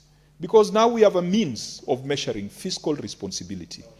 In the first formula, there was a 2% that was ring-fenced for counties that demonstrated prudence in management of public resources. And as we went along, we deleted it. And so, Speaker, I was in that famous committee that came up with that formula, the committee that was chaired by then Senator Waitangula, co-chaired by then Senator Sakaja, that came up with a formula that ring-fenced an amount so that the small counties could not lose. It was a good political settlement. The verdict is still out whether it was the best and the most prudent settlement. Mr. Speaker, with this tool, it will be possible for us to ring-fence even 1 or 2% so that we reward the counties that have shown a tremendous effort in fiscal responsibility. This report tells us that those counties, number 1 is Embu, number 2 is Narok, number 3 is Wajir, number 4 is Kitui, number 5 is Kilifi.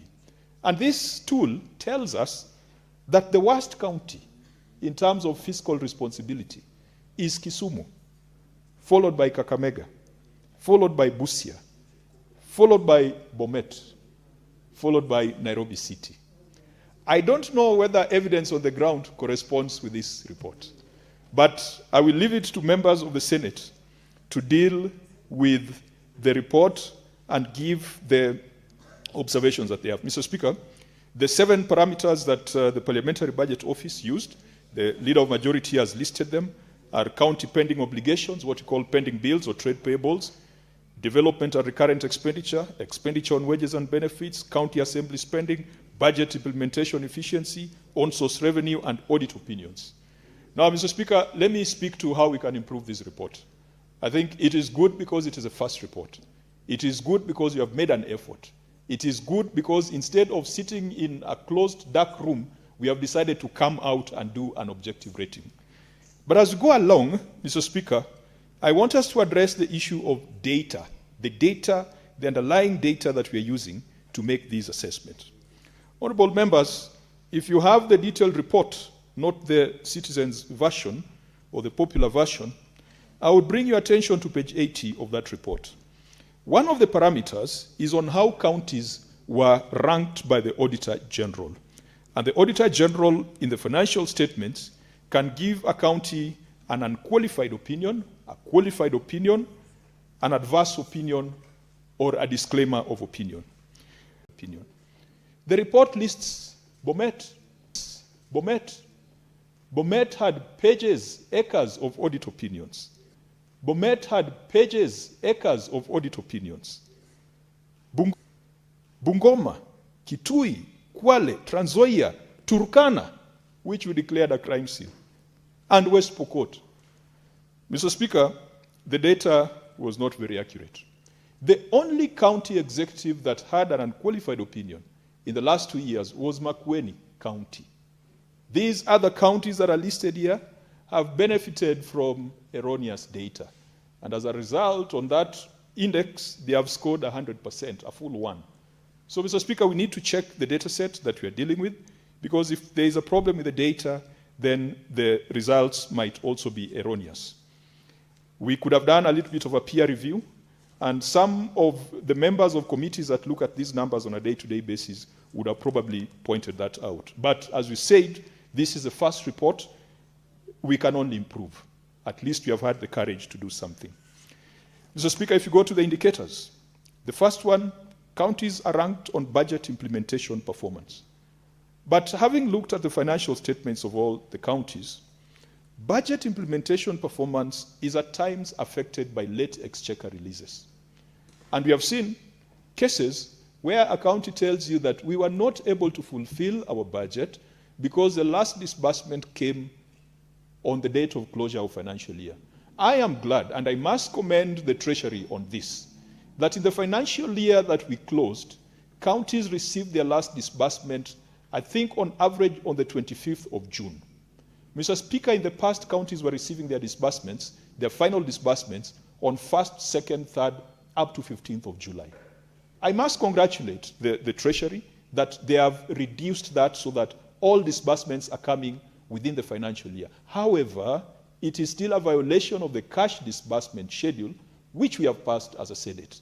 And I hope that progressively counties will be getting their money as per the timelines in the disbursement schedule. So you might find that you might take an entire budget execution report and do not factor in the issue of exchequer releases. Again, Mr. Speaker, there is a disconnect between the reports that the Control of Budget has and the report of the Auditor General, and we must make sure they tie. In my view, the most authoritative should be the report of the Auditor General. Mr. Speaker, if you go to the other index is expenditure on development. Section 107(2) of the Public Finance Management Act requires county governments to allocate at least 30% of their total budgets to development expenditure. When we wrote the PFM, we included a very curious phrase in between. We said that in the medium term, counties shall allocate at least 30% of their total budgets to development expenditure. And I've had clever governors who have come before my committee telling me, okay, fine, it should be 30%, but go back to the PFM. It says in the medium term. And then they ask you, so define for us what medium term means. Of course, we tell them it's as per the medium term expenditure framework, but there are governors who are convinced that that is a progressive target. But Mr. Speaker, the question is, if you say that County X allocated 30% to development, and County Y allocated just 5% to development, for example, the question is development just infrastructure? Is it just capex? Is it just brick and mortar? Is it just the roads? Is health service delivery development? Is early childhood education development? Is provision of agricultural extension services development? And that is a question that we must ask, because if we look at services as constituting development, if we take that kind of framework, then we might realize that the percentages we are talking about could be different. There are counties with service pressure. A county like Kisumu, Nairobi, Mombasa. These are generally service-oriented counties. And that is why the formula that we had before the current formula was based on service provision. Mr. Speaker, another question would be whether we should be measuring performance against budget or performance against revenue. Of course, the PFM is clear that it is a percentage of budget, not a percentage of revenue. If you go to the third indicator, Mr. Speaker, is on-source revenue performance. Now, the PBO has done an analysis by comparing OSR performance as actual revenue collections against annual targets. As a result, there is a county called, I think, Wajir and Turkana that has gotten 100%. So it is the best in that measure. But if you look at the amounts in totality, the amounts are very small. I think even this is one of the reasons why Embu has ranked very highly, because Embu seems to have achieved their budget. Yeah, Embu had 100% realization. So Embu is being seen as the best. But what is their on-source revenue as a percentage of total revenue? That is a better indicator. And I hope that PBO are listening so that we can improve this in future. Instead of just doing comparing actual against budget, counties sometimes under budget, sometimes over budget. That is a moving target. It is not scientific. The best indicator is assessing actual OSR as a percentage of total revenue. But even before you do that, you must deduct the Facility Improvement Fund. You must deduct FIF. Mr. Speaker, our good neighbor Kiambu has shown they've grown their revenue to 5 billion, 6 billion. But 70% of that is from hospitals. I think 80% is from hospitals. Even my county, Homa Bay, and several other counties. So if you take the numbers in totality and compare them to budget, you might reach the wrong conclusion. PBO in the next cycle, let's take OSR as a percentage of total revenue. Let's take OSR as a factor of a county's gross product, as a factor of the county's GCP. We put this question to the governor of Murang'a. Murang'a is collecting less than Homa Bay County. And we told the governor of Murang'a, if your interventions in agriculture are really working, then we should be seeing an increase in collection. Murang'a's GCP is higher than Homa Bay's GCP. How come Murang'a is collecting less? And I think the governor told us he was collecting about 0.2% of GCP, which is below optimum. So let's assess OSR as a factor of a county's GCP. Let's assess OSR as a factor of the county's potential. And Senator Cherargei in my committee always asks this question. He always asks this question. He asked the Parliamentary Budget Office, what is the potential, the OSR potential of the county?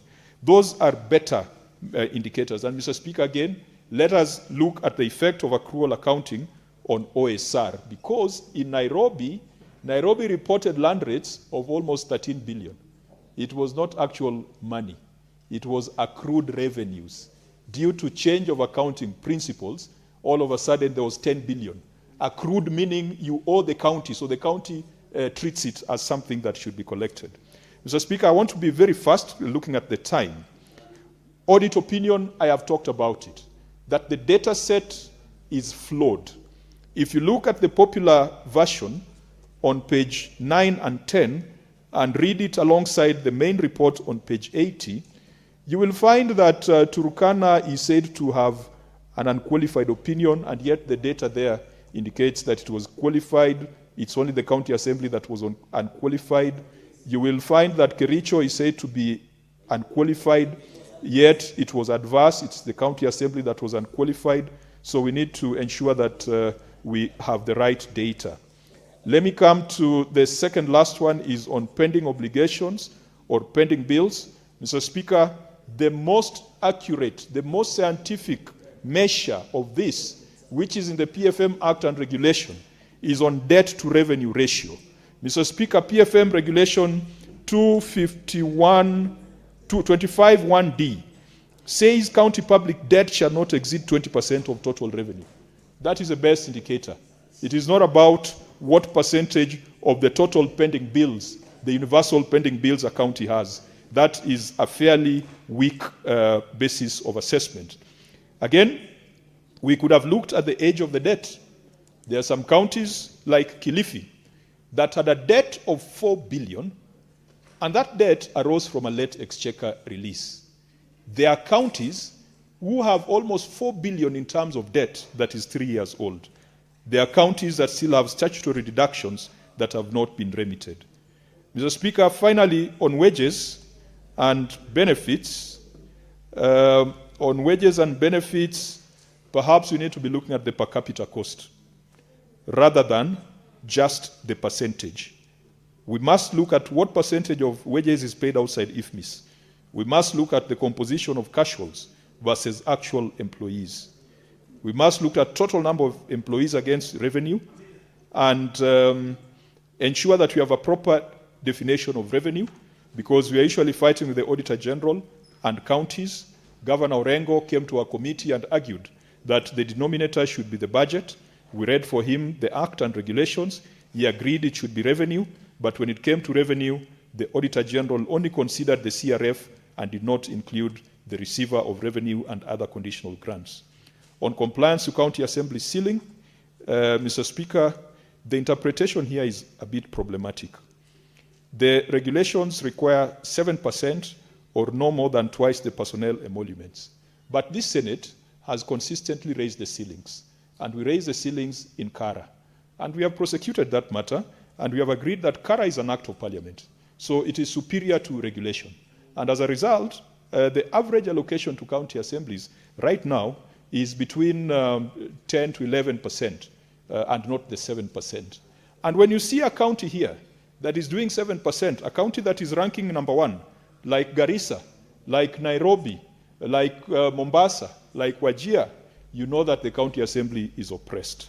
Mr. Speaker, this report can be improved, but it's a good starting point. We now know the laggards and the leaders, but I believe that the next report will be much, much more comprehensive.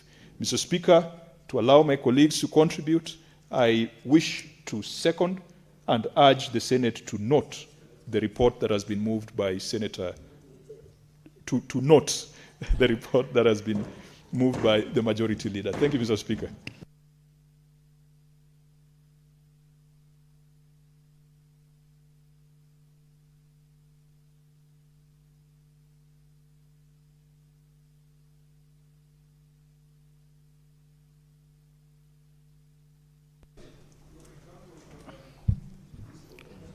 Honorable Senators, I propose the question that the Senate notes County Fiscal Performance Measurement Index report laid on the table of the Senate on Thursday, 6th August 2026.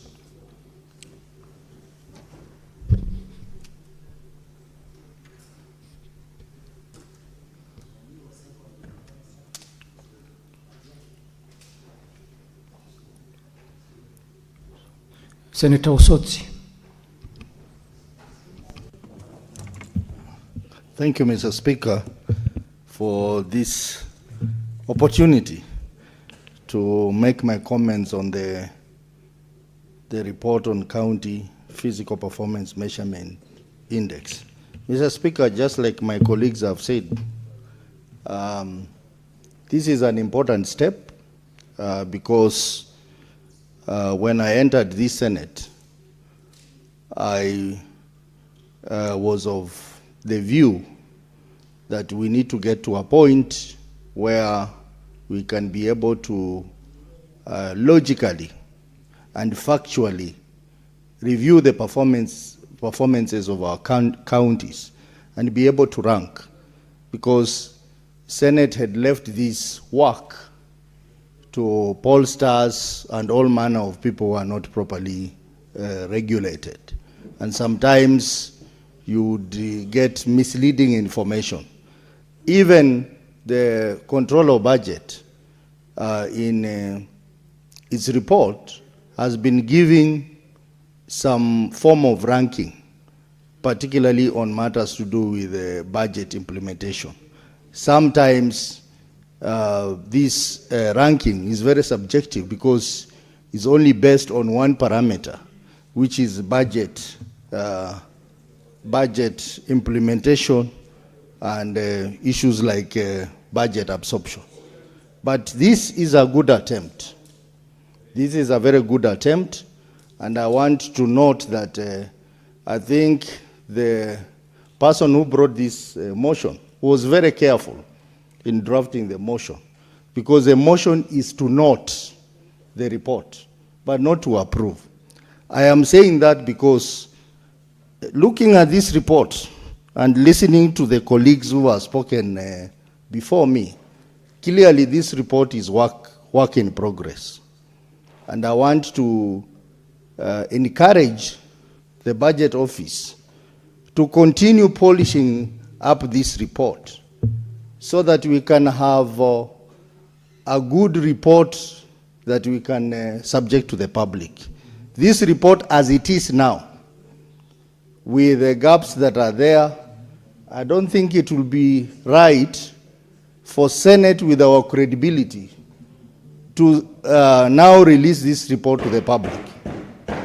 This is going to be a disaster. I want to agree with Senator Kajwang that the data set that is used in this report is questionable. Some of the counties that have been ranked to be doing very well on audit performance are actually the worst counties, Mr. Speaker.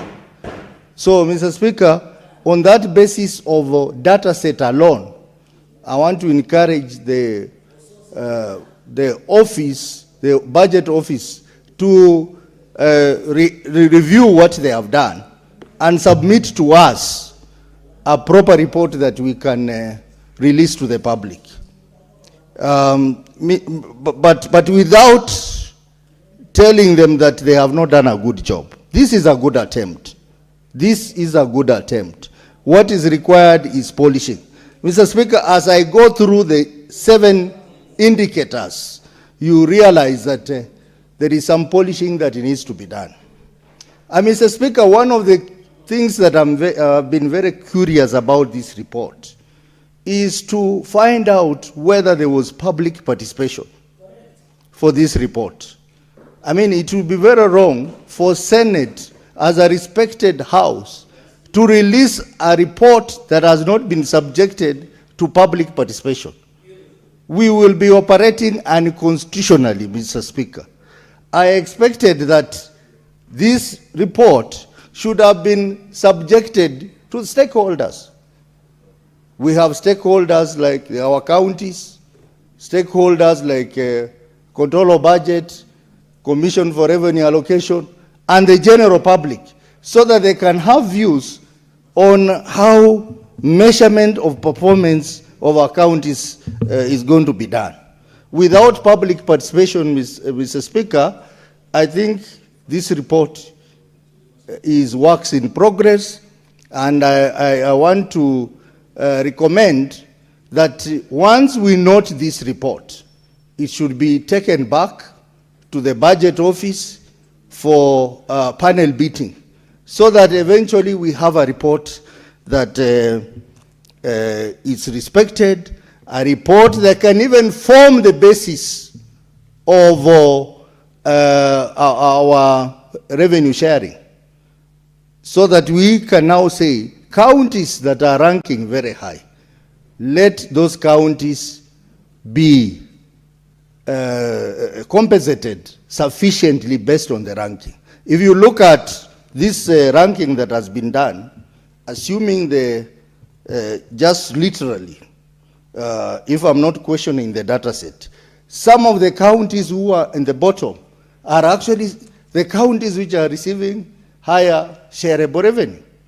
So are we going to continue giving counties which are performing poorly more money, or we are going to invest in counties which are performing higher? I would want to encourage that this particular tool be improved upon, be accepted through stakeholder engagement, and then the tool be used as a variable in our formula for shareable revenue when we revise the formula after 4 years. Is it 5 years? Mr. Speaker, let me just comment on the 7 indicators that have been put here. There is an indicator on pending obligations. I think this indicator is very subjective.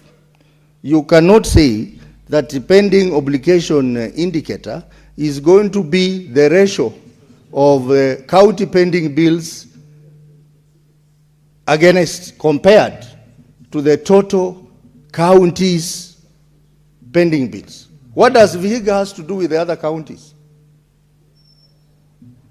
You cannot say because Vihiga is owing pending bills is, for example, 1 billion, and the total pending bills is 50 billion, then you, on the basis of that, you are going to compute the variable for pending bill obligation. I think this should be looked at. It's very subjective, but it also gives another picture about the pending bill problem in the counties. Apart from Lamu, all the other counties are in the red. They are all in the red. In the category D, there are a D score. That tells you how serious the issue of pending bill in our counties. All our counties have challenges with pending bills. But that computation must be reviewed to make it sensible, because it's not making sense, Mr. Speaker. Mr. Speaker, the variable on audit outcome, to me, having been the chair of CPIC, I want to say that this indicator is insufficient, because they have only picked the indicator for county executive reports. But there are other reports in the counties, Mr. Speaker. We have entities in the county, we have special funds in the county. I think we needed amalgamation of all these reports so that we can have a bigger picture. Because there are some counties which may be performing well on the county executive reporting, financial reporting. But when you go to entities like water companies, hospitals, you go to municipalities, you go to special funds, you find that there is a huge problem. So on that basis alone, I think this needs to be looked at. And again, the data set that has been used is questionable. Those counties which has been ranked as having a modified opinion, I know them. I have looked at their report. Most of them are not unmodified opinion. And again, Mr. Speaker, there is also another variable which is important when it comes to auditing. That every year in the audit report, the Auditor General indicates the unresolved audit issues. And many counties are not doing very well in dealing with the prior year matters. You find that prior year matters remain unresolved for a long time. I think that aspect of unresolved prior year matters must, whether you have unmodified opinion or you have an adverse opinion, must be a key aspect of this indicator. Because some counties get this audit report, they do nothing about it, they appear before the Senate makes a recommendation, and they come the following year with the same issues not having been resolved. That means that we need to do something so that we ensure that counties, when those issues are addressed before the report for the subsequent year. So this particular variable, Mr. Speaker, in my considered opinion, is inadequate and is very subjective, and something has to be done to make sense to it. On the matter of on-source revenue, I want to agree with the Senator Kajwang. We should not be looking at the targets which have been set up by counties. We should look at the revenue potential of each county. It should be based on the revenue potential. And the CRA does these reports all the time. So that if the revenue potential of my county, for example, Vihiga, is 2 billion, and they are only able to collect 350 million, is the indicator on wages and benefits, because this has simply picked on data that is available for wage bill. The indicator on development expenditure, which my county is rating very badly, is on category D, Vihiga County. Again, I think this indicator should also look at project implementation. I mean, I tell you, on paper, you will see the county has spent this amount of money against the budget. So the absorption rate is very high. But on the ground, Mr. Speaker, when you go and check those projects, some of those projects are not there, or they are poorly done, or they are not completed. So this indicator should also have looked at project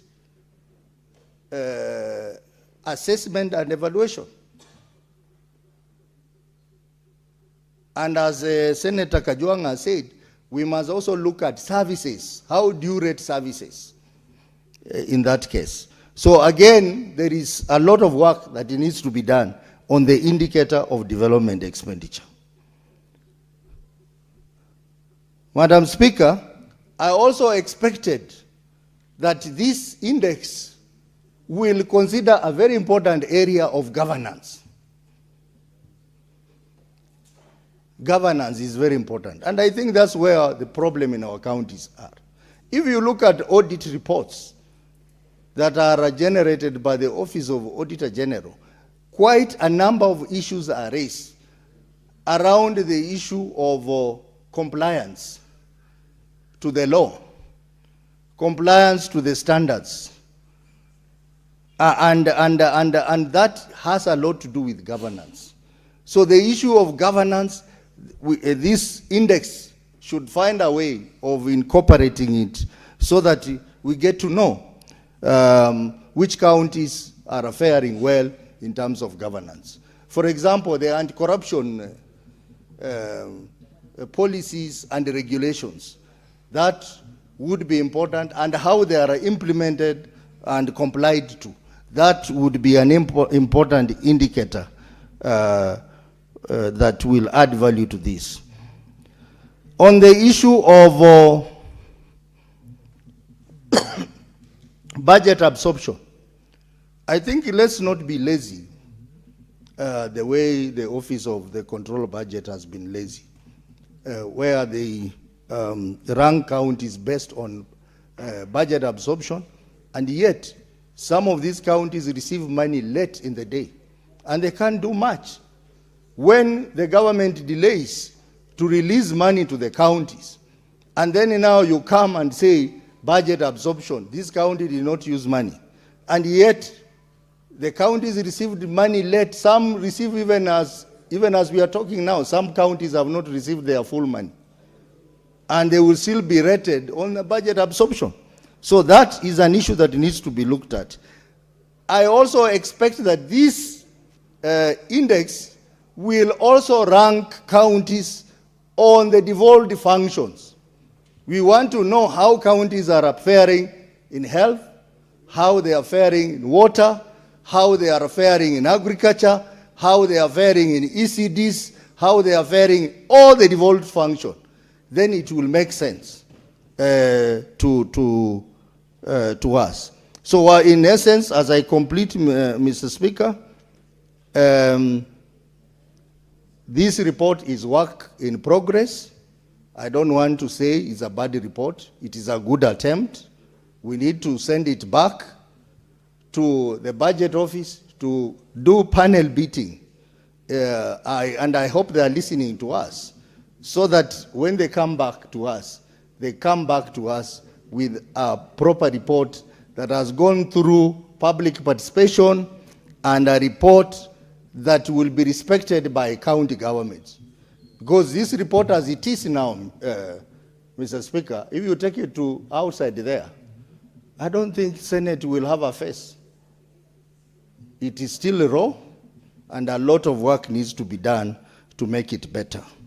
The indicator on budget implementation efficiency, it is also worrying because it is based on the actual budget implemented against the total approved budget. Mr. Speaker, that is not how you can run counties, because you know what happens in counties. You can have a project A costing this amount of money in the budget, and then they spend this amount of money. Expenditure alone is not adequate for you to rate the counties. The issue of physical verification of the project is key, and that must be integrated in this index. Mr. Speaker, with those few remarks, I want to request that this report be taken back to the budget office, and they should follow the law. They need to engage the stakeholders in public participation for their input, and then they come back to us with a complete report that is making sense, and that will be an important tool for us to assess the performance of our counties. I support, because the motion is talking about noting. On the aspect of the motion, I say yes. But on the aspect of the substance of the report, I say that this report is work in progress. It should be improved further. Thank you, Mr. Speaker. Senator Osotsi, you've taken note of it. Honorable Senators, you will indulge with me. Speaker Muma is supposed to take over the chair, and I will have to jump the list and allow her to contribute. Then we can go back to the list as it was. Senator Muma. Thank you, Honorable Speaker, and thank you, members, for indulging me. Honorable Speaker, I rise first to commend the Senate Secretariat for this report, and Honorable Speaker and Honorable Senators, I'm one of those people who finds it so difficult to see all these opinion polls in the newspapers about the best performing governor, the best performing senator, and nobody ever gives us a criteria on how they are ranking performance. I have once spoken when I saw a release by Mzalendo of performance of some senators, and I actually asked, Mzalendo was quoted by some pollster, and I asked Mzalendo, what criteria did you use to rank performance of senators? And I found that most of the pollsters do not use the real parameters that define the work of a senator or the work of a governor when awarding these marks. And I think it's a good work in progress that the Senate is thinking of finding a scientific way of scoring performance of counties. Now, looking at this report, the parameters that have been taken into account to determine the rankings that have been provided in this report include the Constitution, the PFMA, and the County Governments Act. And the indicators that have been taken into, or the indicators that were factored were about seven indicators. That is total budget implementation, development expenditure, on-resource revenue, county wage benefits, pending obligations, and county assembly expenditure. Honorable Speaker, it is my view that the report is a good first step, but it is not adequate for purposes of the Senate carrying out its oversight job over the counties. I would have wanted to see, and I wish before going out there to pick what the Auditor General, what the Controller of Budget, Kenya Bureau of Statistics had done, I wish they had circulated the tool they were using to collect indicators to the different committees in order for those committees to enhance those tools in order for us to be able to properly evaluate whether counties are delivering on their functions. Why do I say this? Honorable Speaker, the governors and the counties can only be evaluated on the basis on how they're delivering services on the functions that have been assigned to them. Those functions are in the fourth schedule. I would have wanted to see the indicators we have given, sectoral indicators, that would enable us to go granular in order to be able to see how they have delivered. But the overall amalgamation of a development budget misses the point because of our experience in the committees. Honorable Speaker, I sit in the Devolution and Intergovernmental Relations Committee, and I'd like to report the Urban Areas and Cities Act, which is part of the devolution laws, was not included in these indicators. And yet that is one of the laws that is least implemented. So for us to have scored overally based on what has been factored as development budget without going down to see whether county governments appreciate what their roles are under the fourth schedule, we completely miss the point. Honorable Speaker, I also sit in the Education Committee.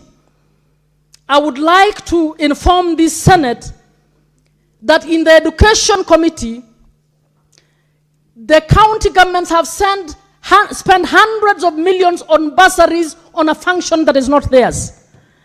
But they have neglected implementation of VTCs and the ECDE. They have completely ignored the implementation of childcare institutions. Now, when we take, and we have found that in the budgets, they will factor very huge amounts of development budget on ECD, but when it comes to implementation, they do extremely poorly, and they redeploy those monies elsewhere. Where do you pick this? If you just pick what they deployed in the budget towards the development budget, but you don't follow up on how this happened, we completely miss the point. So this Senate, I would like to see this report say, these are the functions, the county governments are doing well on implementation of this function, they are misapplying their funds towards other functions, they have put nothing on this other function, and they are doing well on intergovernmental relations in the following matter. Again, which brings to point that we also have the Intergovernmental Relations Act, which is part of the county, the devolution laws.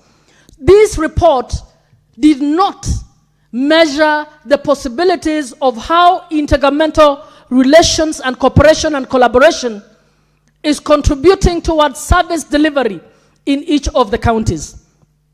Honorable Speaker, I would have wanted to see also a demarcation between the own resource, true own resource.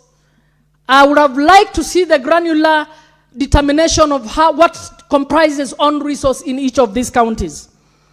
I would have wanted to see the conditional grants and the additional allocations and how these have been spent.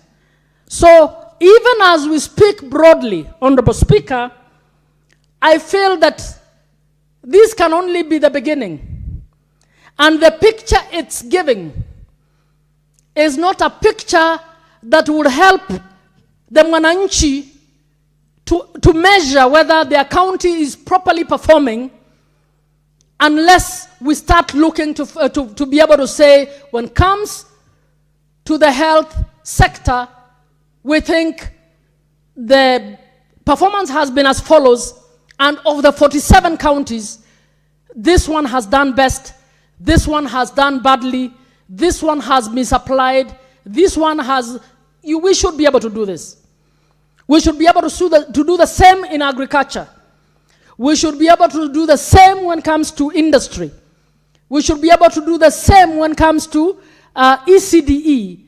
And I feel this report is too broad and too general for us to be able to say, we can truly say it is a good measure to determine performance.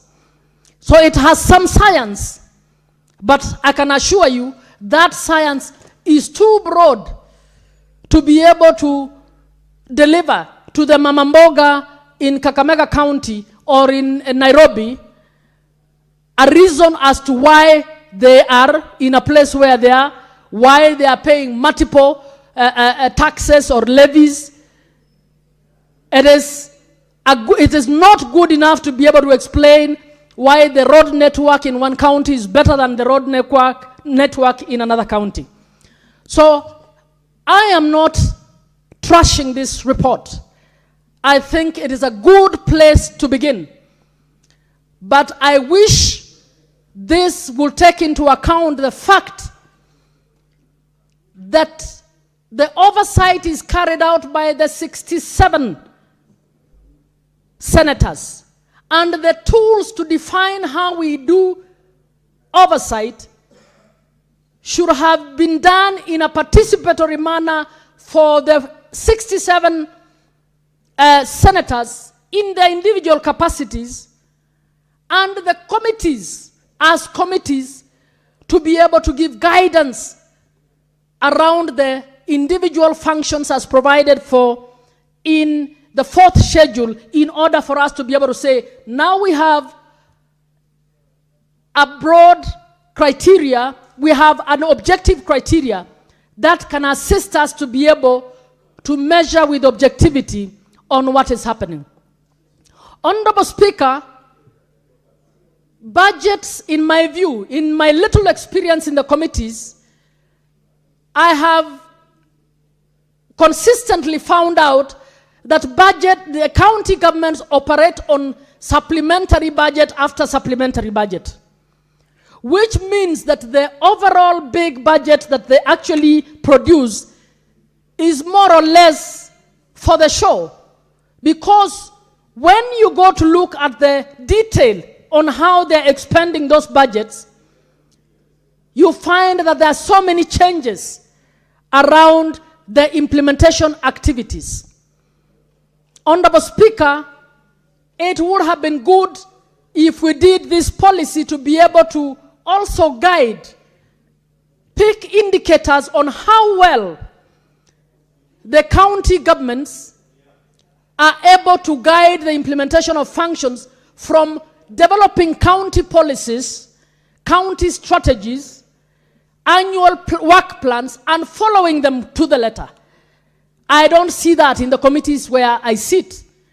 I see very little of that.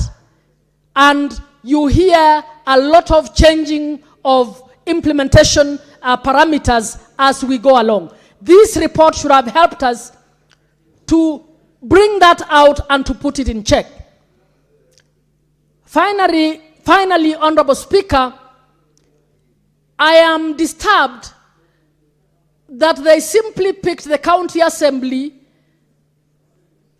expenditure and added it to the county, to what is happening. In my view, our assessment or any oversight about the county assembly should be about the county assembly deliverables. And the county assembly deliverables are the laws that the counties pass, the policies that the counties pass, the guidelines that the counties pass, and whether they pass them in a timely manner to facilitate the executive to deliver on their functions.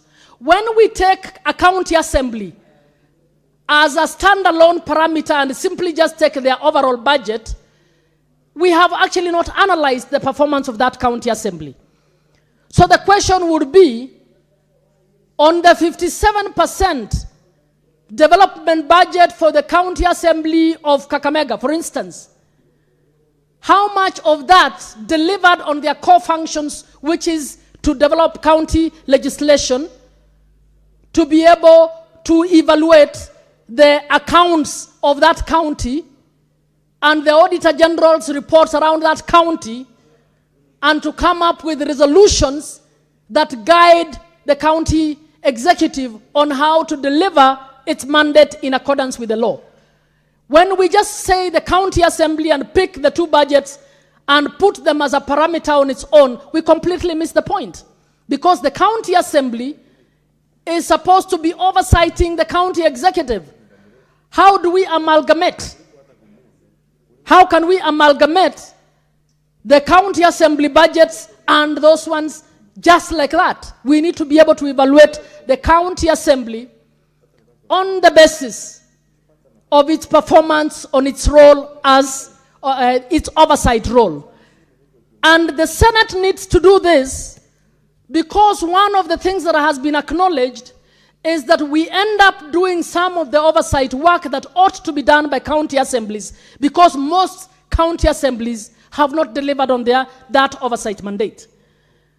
So I would want to urge, even as we adopt this report, we need to call it step one. We need to step back, acknowledge that it wasn't developed with a relevant public participation that ought to have happened around the tools. We need to consult the committees to be able to give us their own experience from their functions. We need to be guided by the fourth schedule on every function to be able to find out, number one, whether the Senate has been evaluating and oversighting performance in regard to every function that has been given to the county governments. If we do that, we will leave an excellent tool for the next Senate to actually now consolidate. It is the 16th year since devolution. I think it is embarrassing that the three Senates have never seen parts of the fourth schedule that they need to implement. One wild one that comes to mind is cooperatives. The cooperatives are a mandate of the county government. How often do we even look into? The cooperatives are a people-driven savings tool that has helped so many Kenyans. What are we doing as the Senate, having that mandate at the county and having a lot of mismanagement happening around that? Have we ever seriously engaged on what county government should be doing around the cooperatives? So I think I want to congratulate the team, but I want to ask them to move away from thinking in the silo of fiscal figures and know that the fiscal figures exist to support the delivery of the fourth schedule, real services, health, water, agriculture, industry, and the others. So we need to have a tool that will help us to help the mwananchi to monitor and to ensure that the county governments are delivering as they're supposed to deliver on their mandate. I therefore, with these reservations, would like to support this and to ask, even as I congratulate Dr. Masinde and his team, Dr. Masinde, if you're listening, I would want to request that you consider the issues that I'm talking about. Let us expand on the indices that should measure performance by our county government. And in my view, the true performance, as we told the Auditor General in our first meeting in the Senate, we wanted impact evaluation, not just the numbers to say so and so spend so many numbers. Honorable Speaker, you will recall the park and the story of one county, I will not mention it, which had money for one purpose, but took that money to do empowerment with Boda Boda. Now, if you are saying, if we want to just take that function that was not a function of the county and call it development and cheer on that county for that implementation, we will be cheering them in the wrong direction. We need to cheer performance in the correct direction. And performance in the correct direction means you come up with a budget, you come up with strategies, you come up with annual plans, and you implement that budget in accordance to what you put down. You don't change the budget 2 months after you have passed it. You don't bring many supplementaries to bring in activities you didn't discuss in the CIDP in order to do your own things. And that is what is happening around the counties. I think many counties feel they have the latitude to implement anything on earth, whether it is their mandate or not. I respectively want to suggest that the county governments, the governors, are subject to the law and they're supposed to follow those laws to the letter. I support with those reservations, Madam Chair. Thank you, Senator Kathy. Senator Cherarike.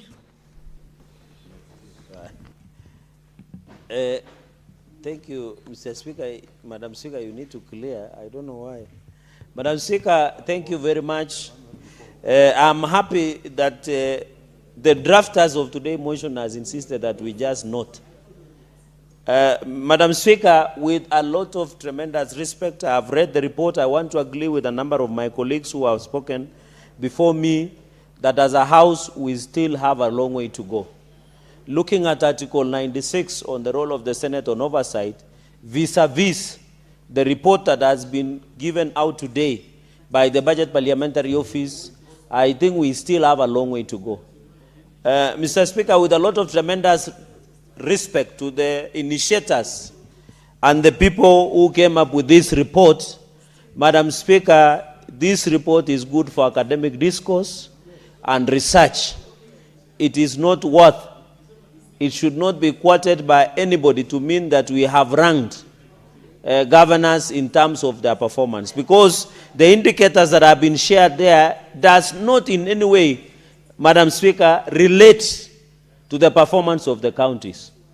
Madam Speaker, looking at some of these issues, my only concern is one, under Article 10, there was never a public participation on this report, where we went to counties and asked the county people, or from Taita, from Nandi, from Embu, from Muranga, from Nyeri, Madam Speaker, or even Nyamira, to ask them what was their thinking on this performance of governance. Madam Speaker, the only way we'll measure governance is in terms of service delivery, Madam Speaker. As we talk today, Madam Speaker, the development in counties, despite 4 trillion Kenyan shillings has been devolved for the last 15 years, there is no value that we can see, Madam Speaker. And therefore, there is no development in our counties. I don't know about other counties. When you come to Nandi, there are so many stalled projects, Madam Speaker, that are yet to be completed. A number of them are multi-year, Madam Speaker. And therefore, we should have been told in this report how many projects are stalled, Madam Speaker. Because the fact that there is no projects functional, there is no road that has been fixed, there is no drugs in hospital, there is ongoing strikes by clinical officers and health officers across the country, Madam Speaker, is very unfair. Even Nandi, as we talk, Kapsabet County Referral Hospital and a number of health facilities has been closed down, Madam Speaker. Yet we are here talking about just ranking based on performance that is only based on paperwork, Madam Speaker.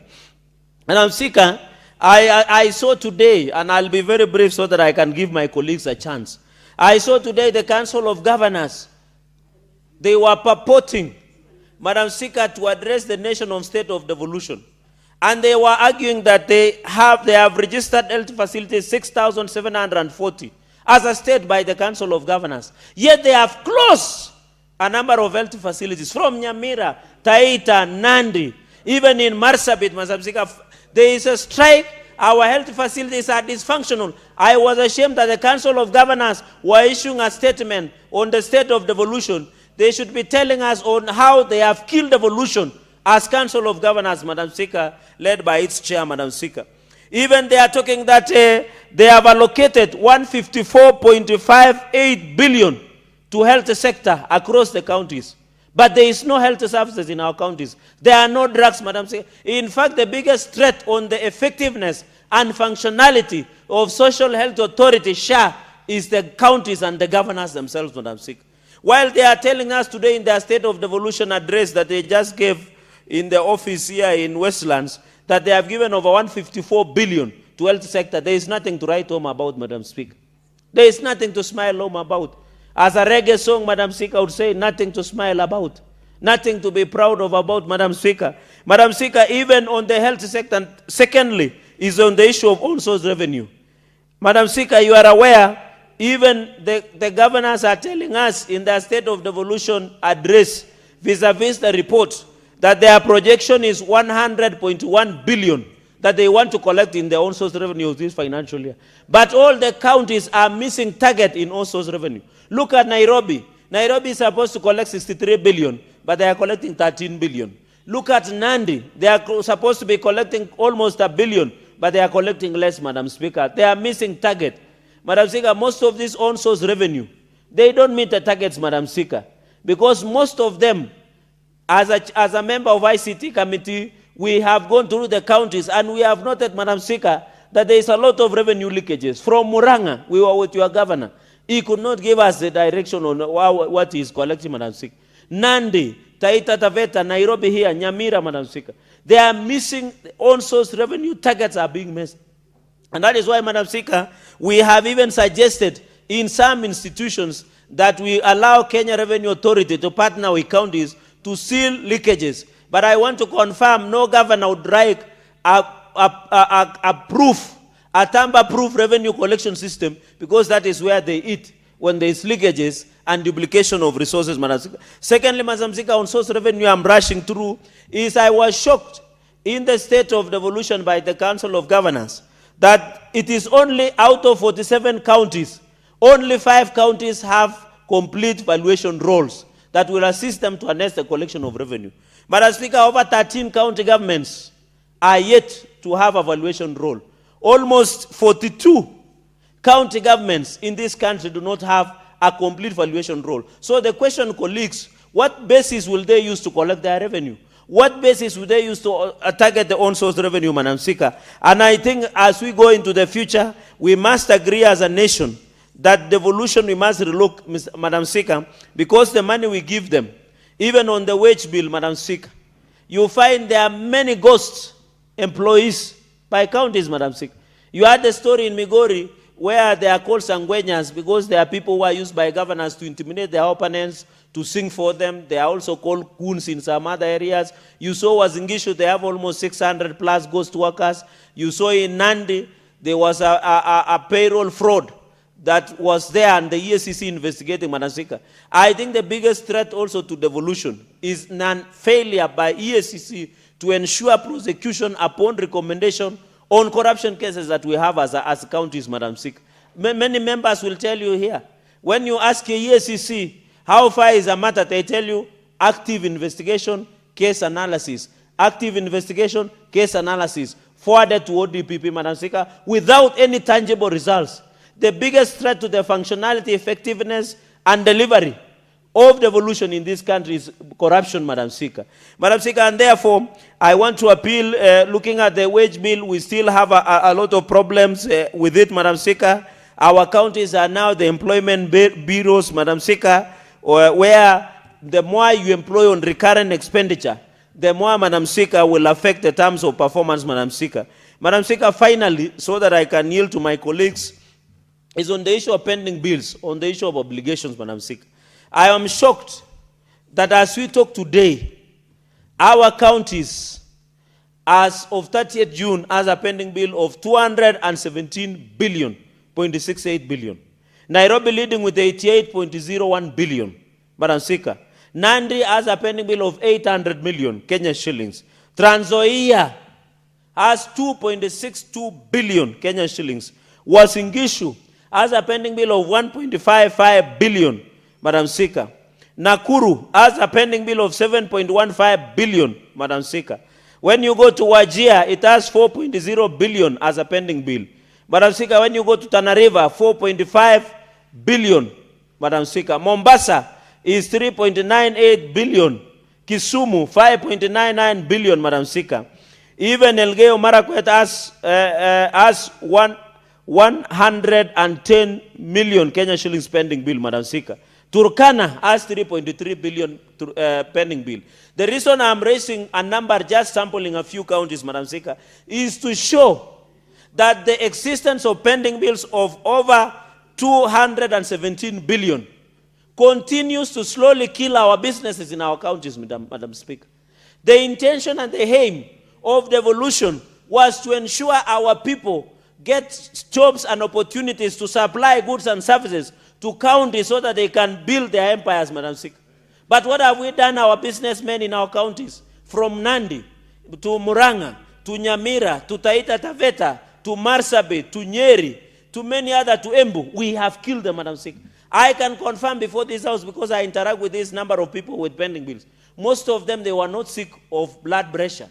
They are sick now. Most of them were not diabetic. They are diabetic now. Because they are borrowed money from banks and lending institutions to finance the supply of services and goods to our counties. But our counties are not paying them. Governors are paying their political proteges. In fact, in my county, they are taking up to 20% of the pending bill so that they can finance.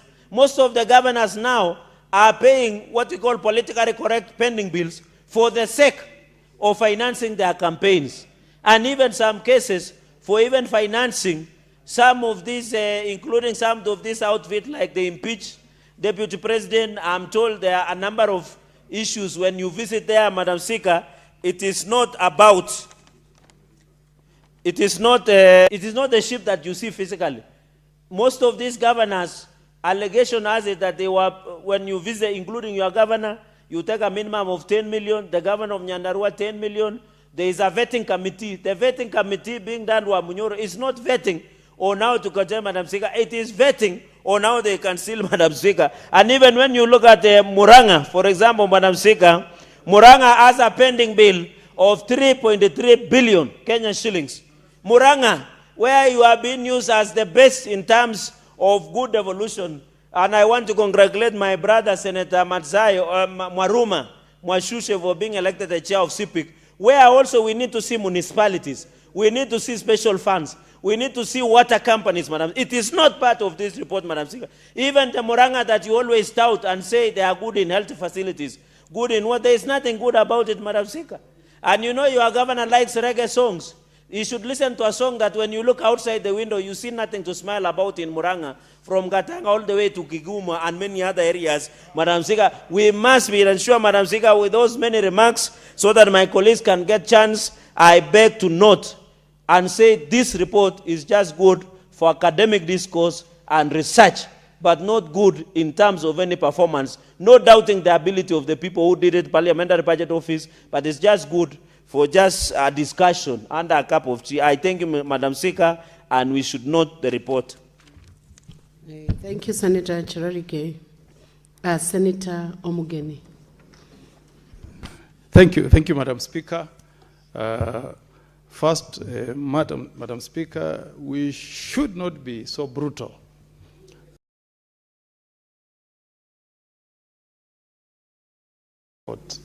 Even passion in coming up with this report.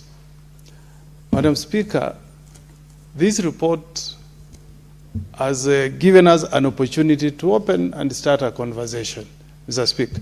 So first, I want to acknowledge and salute the members of our budget office who sat down, conceived this idea, and have come up with this report. That for the very first time, we have in place a formula that is ranking the performance of our governors in a scientific way. I don't know whether Senator Chirage did maths up to O level, because I know at university he studied law.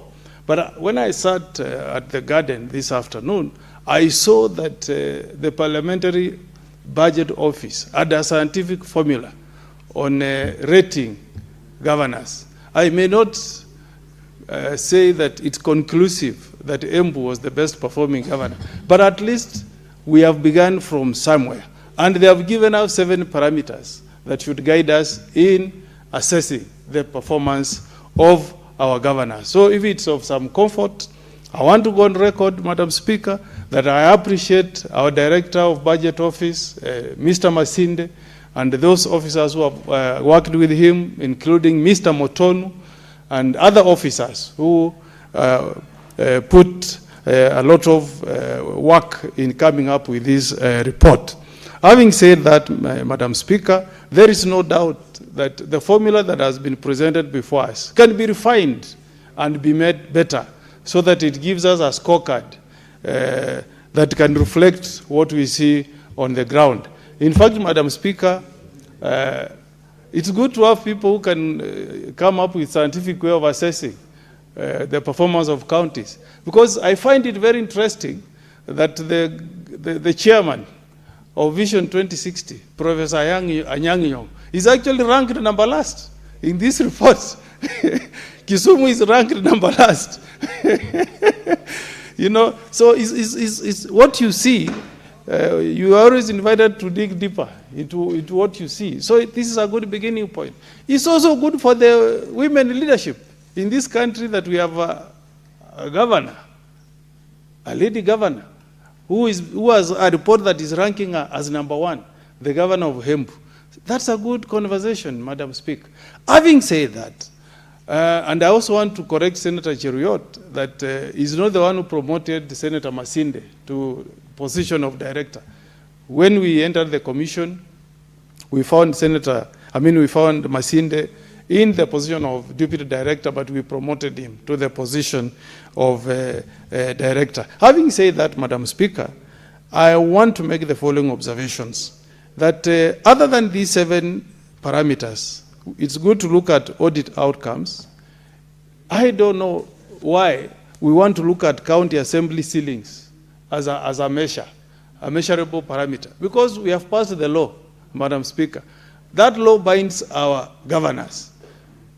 How do you rank me for complying with the law, Madam Speaker? I think that's a parameter that we should remove. Then there are others that we should really improve. Madam Speaker, when you talk about development and expenditure. We need to dig deeper, Madam Speaker. I and Senator Mwaruma sit together in CPAC. I'm told now he has gotten a promotion to go and be the chair of CPAC.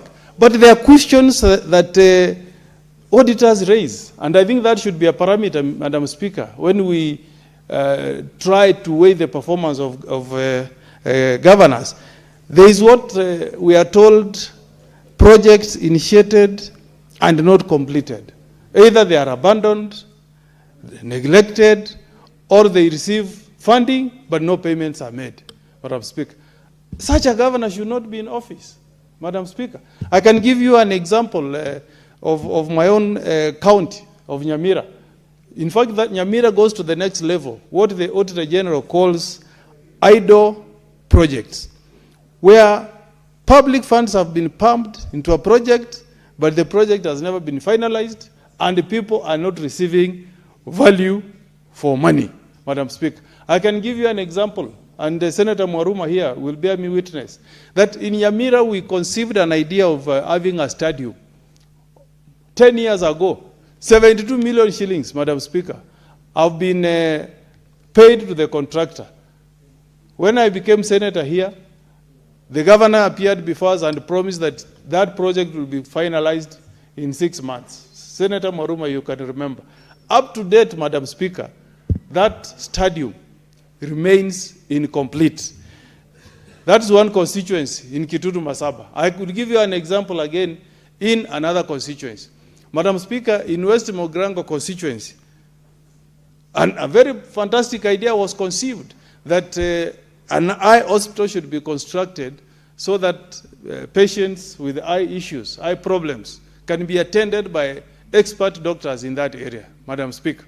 17.2 million shillings have been pumped into that project, but to date, no value for money. That project is abandoned, it is idle, there is no work that is ongoing. I mean, that's a parameter we should use to rank governors, Madam Speaker. I'll give you another example in another constituency in Borabu, Madam Speaker. A water project was initiated at Raitigo, Madam Speaker. When you read the presentations from the governor, they are at variance with the findings of the Auditor General. He will tell you that I initiated a water project in 8 wards in the county of Nyamira. And that one is cited as a project in Esise ward. A total of 30 million shillings have gone into that project. Senator Wamatinga, you are a contractor. You are a contractor. When you tell us that you have put out 100 cubic meters of a water tank, we should be able to see it. When you tell us that you have 2 water kiosks serving the people, we should be able to see it. When you tell us, because it's there, if you go to the report, you will say, when you tell us that you have laid pipes connecting water to people, what does that mean in a layman's language? It means that from that 100 cubic water tank, you have connected homes with water. It means that people of Raitigo are no longer going to the river or to those water kiosks to draw water, but that water is coming direct to their homes. But when you go to the ground, that connectivity is not in people's homes. That is the parameter I'll propose to the Parliamentary Budget Office. Let us audit value for money, Madam Speaker. In this era, Senator Chute, when you are talking about construction of ECD classes, there should be a standard, a minimum standard of how an ECD class should look like. You are there, Senator Mwaruma. Can you imagine, God of heaven, a governor comes to the Senate of Nairobi and then tells us that I have constructed an ECD class in material, and there is a stalled project of a pit latrine. In this era and age, how can you be constructing an ECD class and connecting it to a pit latrine? Really? You go to Etono, you find the same thing, that you start constructing a pit latrine at Etono ECD class, and then you are unable to complete the project. What do you require? Bricks, you dig the pit latrine and cover it with the mabati. Let me ask my governor of Nyamira, doesn't he understand that with science, you don't need to do pit latrines? Senator Wamatinga, don't we have something we call a biodigester? Don't we have biodigester? I mean, you can construct an ECD class, have modern toilets for our ECD children, and connect the sanitary facilities to a biodigester. Use a sock pit, so that the facilities that are being enjoyed by the ECD classes in Nairobi should be the same with an ECD class in Marsabit. Why should the ECD children, Madam Speaker, in Marsabit use pit latrines while ECD children in Nairobi are using modern sanitation facilities? That should never be the case. Madam Speaker, if you go to Switzerland, Kuntuns, which you can compare with our own counties, Madam Speaker, the standard is the same, Madam Speaker. If you are connecting a tarmac road from one Kuntun to the next Kuntun, there must be tarmac, Madam Speaker. If we have tarmac in Nairobi, we should have tarmac connection to the next county of Kiambu, blah, blah. And I wish my friend Senator Cheruiyot was here. Senator Murango seems to have a point of information. Let him give me a minute. I'll allow him so that I don't lose my thoughts, Madam Speaker. When I was here, Madam Speaker, Senator Cheruiyot told me he was in Nyamira, I think last week on Saturday. We welcomed him. The event was very peaceful, and he left. And remember, I contributed here and said, Madam Speaker, that we in Nyamira are very welcoming. He told me today, when he was contributing, that he will be in Nyamira tomorrow for an empowerment meeting. And we are very excited as Nyamira people. We are welcoming those empowerment meetings. We used to watch on TV what was happening in Ole Kalau. I used to call my friend Wamatinga and I told him, bring those empowerments to Nyamira also. So I'm excited that tomorrow, people of Nyamira will receive gas. You will bring mattresses. You will bring blankets. What else? Shoe. Our women will receive shoes. What else were they being given? Abu? A boat, yes. We want boats to come to Nyamira tomorrow. We are waiting. And then how much money were they being given in Ole Kalau? Is it 2,000? Yeah. We are waiting for that empowerment tomorrow. And I'm telling my people, when the government is coming with this project, turn out in large numbers. We want everybody tomorrow to go home with a gas cooker. We want our women to shine. When they go to church on Saturday, they should wear those new shoes, Madam Speaker. That's what we are waiting for. So, Senator Cheruiyot, you are welcome tomorrow, but don't discriminate against the people of Nyamira. The standard should be the same. What you did in empowerment in Ole Kalau must also be done to our people in Nyamira. The standard must be the same. We cannot allow any discrimination because Article 27 says you treat everybody equally. So we are waiting for you. Madam Speaker, I can allow Senator Murango to inform me, I think. You wanted to inform me? Senator Murango, do you have information sufficient to inform the learned senator who is a counsel? Najua ni wakili ametambahari katika mambo ya sheria, Mr. Speaker. Kwa sababu ya muda sitamwambia, nilikuwa nataka kumwambia, lakini amesahau Gondoro. Gondoro pia ikuje kule Kisii. You were just reminding him about the mattress? Proceed, Senator Omugeni. Thank you.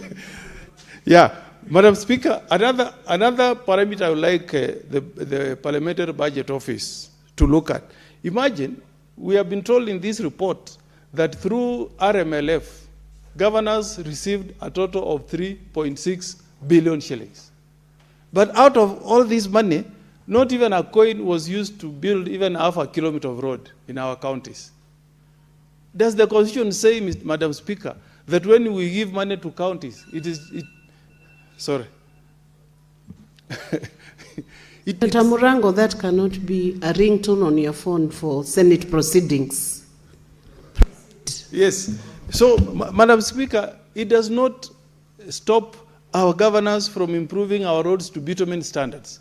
We want to see our governors putting roads on tarmac roads. We want to see tarmac roads. When I came to this Senate, Madam Speaker, we were receiving 4.2 billion shillings.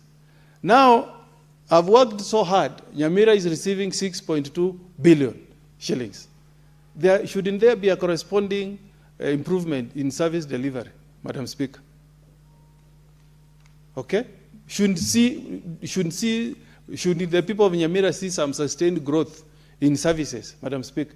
Must we always say, you receive money, the only thing you do is to dig or drill a borehole, but you don't connect water to homes, Madam Speaker? Those are the standards I would like the Parliamentary Budget Office to adopt, so that when you give us this report, tell us, governors, who drilled boreholes and connected water to homes. As I conclude, Madam Speaker, the issue of pending bills. How can a government, because we have two levels of government, we have the national government and the county governments, Madam Speaker.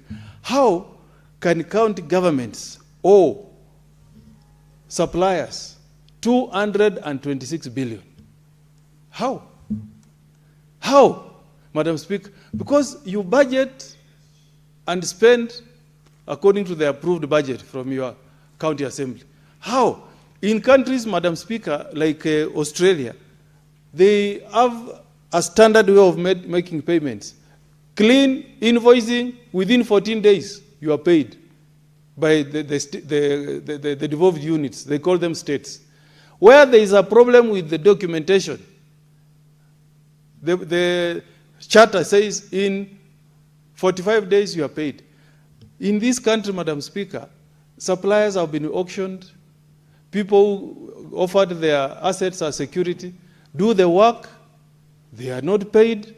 Auctioneers come knocking, Madam Speaker, and they lose their properties. I agree, Madam Speaker, that this is a matter that we should escalate to another level. Honestly, if you contract somebody to come and do work for you, and he has done the work for you, you should pay, because you are a government. And then the issues of fiscal responsibility, bank reconciliation. I've seen audit reports telling us that a governor is not able to reconcile the money they received, the bank balances, and the money spent. Senator Chute, how can you fail not to reconcile money that has entered your account, what you have paid out, and the balance? How? I mean, how? And I've not seen the DPP even take one governor to court. And you find at times that discrepancy goes to hundreds of millions. Me, I'm not a mathematician. I never did maths to the highest level of university. But that is a matter that is explainable even to a standard 3 kids. Because what you receive, you spend, and the bank balance should marry it. They should tie. But you see those reports, and we do nothing.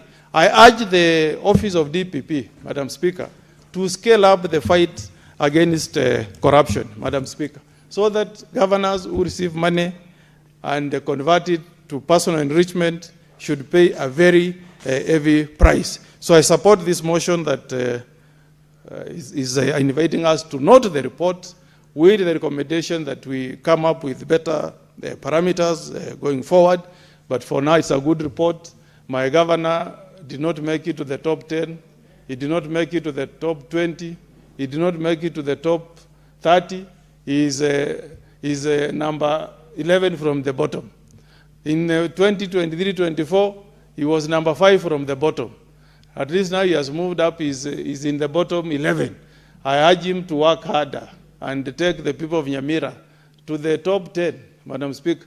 Senator Orengo is number 18. Governor of Trans Nzoia is number 11. Let him also work hard and join those well-performing governors, including Embu, where the lady governor is the top. With those many remarks, Madam Speaker, I support. Thank you. Thank you, Senator Mogeni. Senator Mudigi from Embu County, the top county in that report. Asante Bwana Spika kwa kunipa nafasi niweze kuchangia. Mjadala unaendelea kuhusu utendaji wa kazi katika kaunti zetu 47. Kitu ya kwanza ni kushukuru ile kamati ya devolution na pia wale wafanyikazi ambaye wa sayansi ambayo wamekuja na hii maneno ya kuonyesha na vile kazi itakuwa inaendelea kufanyika, ingawa watu wengine wanapinga hii kamati, lakini nikiwa senator wa Embu County na ipongeza kwa sababu hii ni njia nyingine ya kufanya mambo ya oversight, kwa sababu ingekuwa ni watu wengine kama ni maseneta wangesema mambo mengi, lakini hawa ni watu wajitokeza na wakafanya kazi ile inafaa. Kitu ya pili, Mr. Speaker, ni kushukuru Embu County governor ambaye ni mama ametuonyesha ushujaa ati ile kazi wanaume wanaweza fanya hata akina mama wanaweza fanya. Kwa hivyo nashukuru sana kwa governor wa Embu County ambaye ni Cecily Mutitumbalile, na pia hii kazi haingefanyika ikiwa yeye anafanya peke yake. Kwa hivyo nashukuru watu wa Embu County Assembly juu ya oversight, na pia hata secretariat, na pia watu wote, hata senator akiwa pale, kwa sababu ningekumbusha Mr. Speaker hii Senate miaka 10 sisi wakati wa devolution tulikuwa na vita nyingi sana katika Embu County. Unakuta mambo ya impeachment ilianza katika Embu County. Mr. Speaker, wakati governor alichaguliwa na viongozi walichaguliwa, tuletwa pamoja na makanisa na tukakubaliana vile Embu County itapandilika, na hatukuwaipisha watu wa makanisa na watu wa Embu County. Kwa hivyo ni eko kwa viongozi wa Embu County wakiwa wameongozwa na governor wa Embu County, na pia ni njia kutuonyesha pahali watu wakipigana nyumba inaporomoka, na pahali tukiwa pamoja mambo mazuri yanapatikana. Mr. Speaker, mambo ya utendaji wa kazi, mambo ya mirandi, kama ni mambo ya hii serikali ya Embu County imeanjiri hii 300. Mambo ya kuanjiri wafanyikazi wa hii imeanjiri walimu 100. Kama ni vile imesikia Senator Mugeni akisema mambo ya kuweka rami. Mr. Speaker, katika Embu County wacha project ya rami ya serikali ya national government, pia governor amefanya kazi, kuna parapara zingine kidogo ameweza kuweka rami. Nimesikia Senator mwingine akisema mambo ya agriculture haikuweza kuonekana katika hii kitabu. Ningetaka kusema hata tungefika mambo ya agriculture, Mr. Speaker, mambo ya agriculture, mambo ya fertilizer, wakati ilitoka shilingi milioni 7, sisi ukuwa kwanza, hata ni mimi nikiwa senator wa Embu County niandika statement na yeye rais wa Kenya, fertilizer ikakuja 2,500. Kwa hivyo Mr. Speaker, mambo ya agriculture governor amejaribu kuambia watu waweze kurudi masambani. Kama ni mambo ya kahawa ilikuwa 60, sasa ni shilingi 150. Kama ni manjani ilikuwa shilingi 40, sasa ni 60. Unakuta hata avocado. Kwa hivyo mambo ya kilimo pale chini pale katika Embu County inaendelea kuwa vizuri. Tukiangalia mambo pia ya mirasi kumugoka, governor amejaribu kuleta sisi pamoja. Hata nakumbuka mambo ya mirasi kumugoka, kama rais wa Kenya alitusaidia, na hapo governor akaenda Mombasa akatafuta dialogue, na mambo ya kilimo ya mrasi kumuka ikawa inaendelea. Kwa hivyo mambo mingi governor wa Embu County amejaribu kurainisha, tukifanya kazi pamoja. Pia mambo ya hospitali, unakuta katika Embu County mirandi ambaye ilikuwa mmewachwa na ile serikali ya zamani, ile alienda amejaribu sote katika ward kuitengeneza. Mambo ya employment, pia hata daktari, mambo ya promotion na mambo ya employment ya nurses, ingawa kuna changamoto kidogo ambaye kulikuwa na mchozo kidogo kwa sababu budget ilichelewa, lakini governor wa Embu County na viongozi tumejaribu kuungana pamoja tupandirishe, ndio tuweze kuona kama vile serikali ya William Ruto na Profesa Abraham Kidhura anasema mambo ya kwenda Singapore, tuone kama sisi tutawachwa nyuma, tuweze kuona tutakuwa kipaumbele. Kitu ya kwanza tulimaliza mambo ya kupigana na mambo ya vita, ndio tuweze kuona vile tutafanya kazi nzuri. Kwa hivyo Mr. Speaker, nataka kusema kama hata mambo hiyo yote ingewekwa Wale hawa senators wanasema hata ingewekwa kipaumbele katika Embu County tukekuwa tuko number 1, tuko number 1. Kwa sababu hata kama ni mambo ya maji, alinunua gari ya kusimba mboo na saa hii hiyo mboo zinaendelea katika Embu County. Ingawa Romu haikujengwa na siku moja, ningeomba watu wa Embu County njoo tusemesane, kuja tuongee ndio tuweze kupandirisha mambo ya Embu County, ndio sisi katika county tusiwe watu wa kuachwa nyuma. Kwa hiyo Mr. Speaker, nikiwa senator wa Embu County, mambo ya kufanya kazi sio mambo ya vita nikiwa senator, hata mambo ya oversight. Primary oversight ni ya MCS. Mambo ile ingine tulisema sasa hakuna mambo ya kusema nini. Ninashukuru gavana, mara mingi watu wamekuwa akisema mimi siangalie kazi vizuri, lakini siku ya leo najivunia kuonyesha watu wa Embu County vile mimi nilikuwa nikifanya oversight tukiwa na gavana. Hatukuangi mara mingi tunakutana na gavana, lakini mimi namshukuru kwa sababu nikiona makosa kidogo huwa namwandikia message na huwa anareact, na kwa hivyo ndio imetuwezesha tuwa county 47, ndio imewezesha Embu County kuwa namba 1. Kwa hiyo nataka kusema hata wakati mwingine itakuwa namba 1. Kwa hiyo njia ni kuungana pamoja ndio tuweze kwenda safari moja. Kwa hiyo mimi nikiwa senator Embu County Alexander Munyi Mondigi, daktari, naunga mkono hii mambo na pia tuendelee mbele. Asante sana Mr. Speaker. Thank you, Senator Mudigi. Now we can have Senator Murango. Senator Murango. Asante sana Mr. Speaker. Na Mr. Speaker, kwa sababu najua wewe ni mtu mwenye anafuata sana mambo ya akina mama, mfumo jike. Nipe nafasi, umefika sasa hivi katika mambo ya mfumo jike na unapigania sana wa mama. Ni vizuri leo nimekuwa kwenye koti na kuna mambo ambayo imenifurahisha ambayo inahusu akina mama, na ni vizuri nipeane maua mwenye nitampa akiwa hai, akiwa ni hakimu mkuu ambayo ni mama katika koti la Kibera ambaye anaitwa Stella Atembo. Mr. Speaker, ni dandura sana kwenda kotini ujisikie ukiwa nyumbani, lakini yule hakimu walijitokeza akafanya tusikie tukiwa nyumbani. Na sana sana mambo kama haya watu ongei, na unajua afadhali ni kupatie kuku yako ukiwa hai kuliko nilete ng'ombe kwenye matanga. Kwa hivyo nimesema nimpe maua yake, na sana sana kwa sababu wale hakuna mtu anaongelea sana. Najua yeye ni wakili, na unajua hata Waswahili walisema tangawizi kafa mbure, mwenye viungo ni majano. Kwa hivyo wengi ni majano wako juu, pia tuanjali walio chini. Senator Chimera ananiambia nisiwe mrefu, niwe mzito kwa hoja na mchache wa maneno. Na ninafuata hivyo kwa sababu najua pia kuna wenzangu ambao wanangojea na wanataka kuongea Mr. Speaker. Na mimi nipewe dakika 5 nitakuwa nimemaliza. Mr. Speaker, nimesoma hii report ambayo imeletwa mbele yetu. Niko na nakala. Na nataka pia niwapongeze waliokaa chini na kufanya uhasibu na kuhakikisha kwamba wametupatia report ambao tunaweza isoma, ambao tunaweza ielewa, hata kama haina maelezo mengi ambayo inafaa kuwa. Mr. Speaker, kuna vigezo tukitumia pia kuja kuwahukumu mangavana, tutakuwa tunakosea. Na tukimhukumu samaki kwa uwezo wake wa kuruka juu kupaa angani kama moyo, tutakuwa tunamonea, kwa sababu siku zote samaki huishi kwenye maji.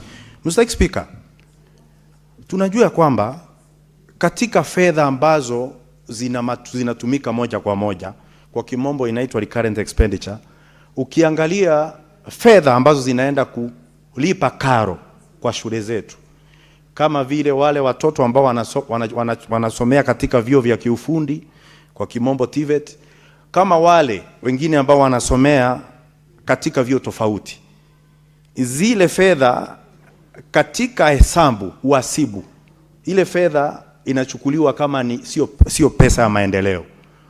Pesa ambayo inanunua mandawa, pesa ambayo inanunua vinukuzi katika ofisi zetu, zile fedha zinachukuliwa kama si maendeleo haswa. Wale watu ambao wanatumia fedha zao kulisha watoto wetu wa chekechea, zile fedha hazihesabiwi kama maendeleo Mr. Speaker. kaunti zingine zile zimechukua jukumu ya kuajiri ajira ya kudumu wale walimu wa chekechea, wanawalipa mishahara ambao hapa haijanukuliwa kwamba haijachukuliwa kama maendeleo. Na kwa hivyo ili hali ni huduma muhimu ambayo inapewa watu wetu wanaokaa katika katuzi zetu, Mr. Speaker. Kwa hivyo ningependa kusema ya kwamba ni vizuri wafafanue zaidi. Wamefanya kazi nzuri kwa sababu wameanzia tu. Waweze pia kuweka ladha na viungo, ripoti na nakala ambayo itaotoka, ili tuweze kuona mafanikio mengine ambayo haijanukuliwa vilivyo katika ripoti tulionayo mbele yetu. Mr. Speaker, ikiwa county inapatia watoto wetu wa chekechea chakula ili waweze kusoma, lakini ukiangalia hapa imeorodheshwa ikiwa nambari isiyofaa, lakini ukija county yetu ni namba 23, atupatie watoto wetu wa chekechea chakula, bado tuko na wahudumu wa afya ambao hawajapewa kazi ya kundumu na wengine wanalalamika. Nadhani si haki, kwa sababu zile fedha pia zimetumika kupeana huduma ambayo inafaa katika kaunti zetu, Mr. Speaker. Lakini pia nataka pia niseme waliofanya hii kazi ni tumeanzia mahali ili tuweze kuwajibisha wale wa mangavana. Na niseme tukiendelea hivi nadhani kutakuwa na mambo mazuri yanakuja. Kwa hivyo ningetaka kusema kwamba waliofanya hii kazi wamefanya kazi nzuri. Ni venye tu tutakuja kidogo katika kuipika, hivi kidogo tuweke viungo hapa na hapa, tuongezee chumvi hapa na hapa, tuhakikishe kwamba iko na ladha nzuri na inaweza lika na tunaweza kuimeza. Asante sana Mr. Speaker. Na wewe Chimela unapiga makelele sana siku hizi. Thank you Senator Murango. Can I have Senator Chute? Very much, Honorable Speaker. I will take approximately about 5 minutes for the benefit of my fellow senators. Honorable Speaker, when I was a young man in Marsabit,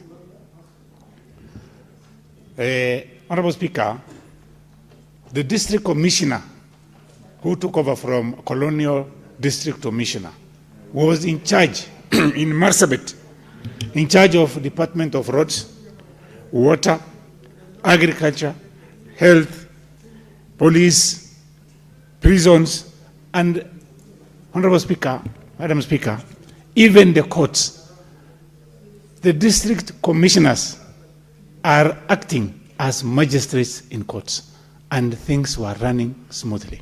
Honorable Speaker, devolution came to us in 2010, and problems started with that devolution. Honorable Speaker, I want to start with on-source revenue. Marsabit County and Tana River County. Tana River County is the least, the lowest in on-source revenue, followed closely by Marsabit County, unfortunately, the county I represent. Number one, they should digitize it, number one.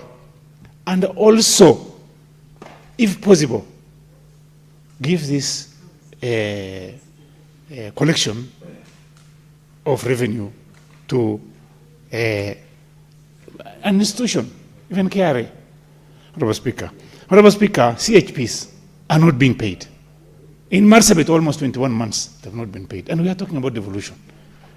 Devolution means you sit in a village and devolution comes to you there in that village, in terms of health care, in terms of roads, in terms of all those things, Honorable Speaker.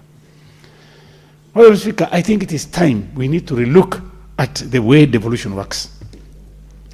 Honorable Speaker, there are dispensaries. I will give you a name, Ngororoi, in Marsabit, in Langalani sub-county. There was a dispensary that was supposedly that was built, but unfortunately there is nothing there and the money has been paid. That is the situation of healthcare. If you go to hospitals today, we have over 30 ambulances, and many ambulances are here in Nairobi in many garages. Is that devolution? We have 3 ambulances running. Honorable Speaker, the issue of pending bills. Marsabit County has got 2 billion according to this report. I want to thank the officers who did this report. Although it is not, they call it scientific. I don't know what scientific means, because they should look at scientifically, and in actual, they need to visit the counties to see what they are seeing on papers. Is it really there? They're not there, most of them. So we need to look at the issue of pending bills. In this country today, we have got 226 billion of pending bills. And I will ask our president, just borrow this money from somewhere and pay our suppliers, the contractors, so that these people will start living like human beings. Honorable Speaker, the issue of corruption. Honorable Speaker, I want to urge the ODPP, the DPP, please take action. Take action. Documents are with you in many counties. He needs to take action. If you want this country, why do we wait for 2060? We need to stop corruption, number one. Number two, let's spend our money in like a company, the way a company is run. So that then the 2060, in the next way, maybe 2040 will be somewhere. The other issue, Madam Speaker, the issue of, if you see here, there are counties who do their budgets. After some months, they do a supplementary budget. The report which is here is for the first budget. They have earmarked for development. All those monies that have been earmarked for development has been removed in the first supplementary budget and second supplementary budget.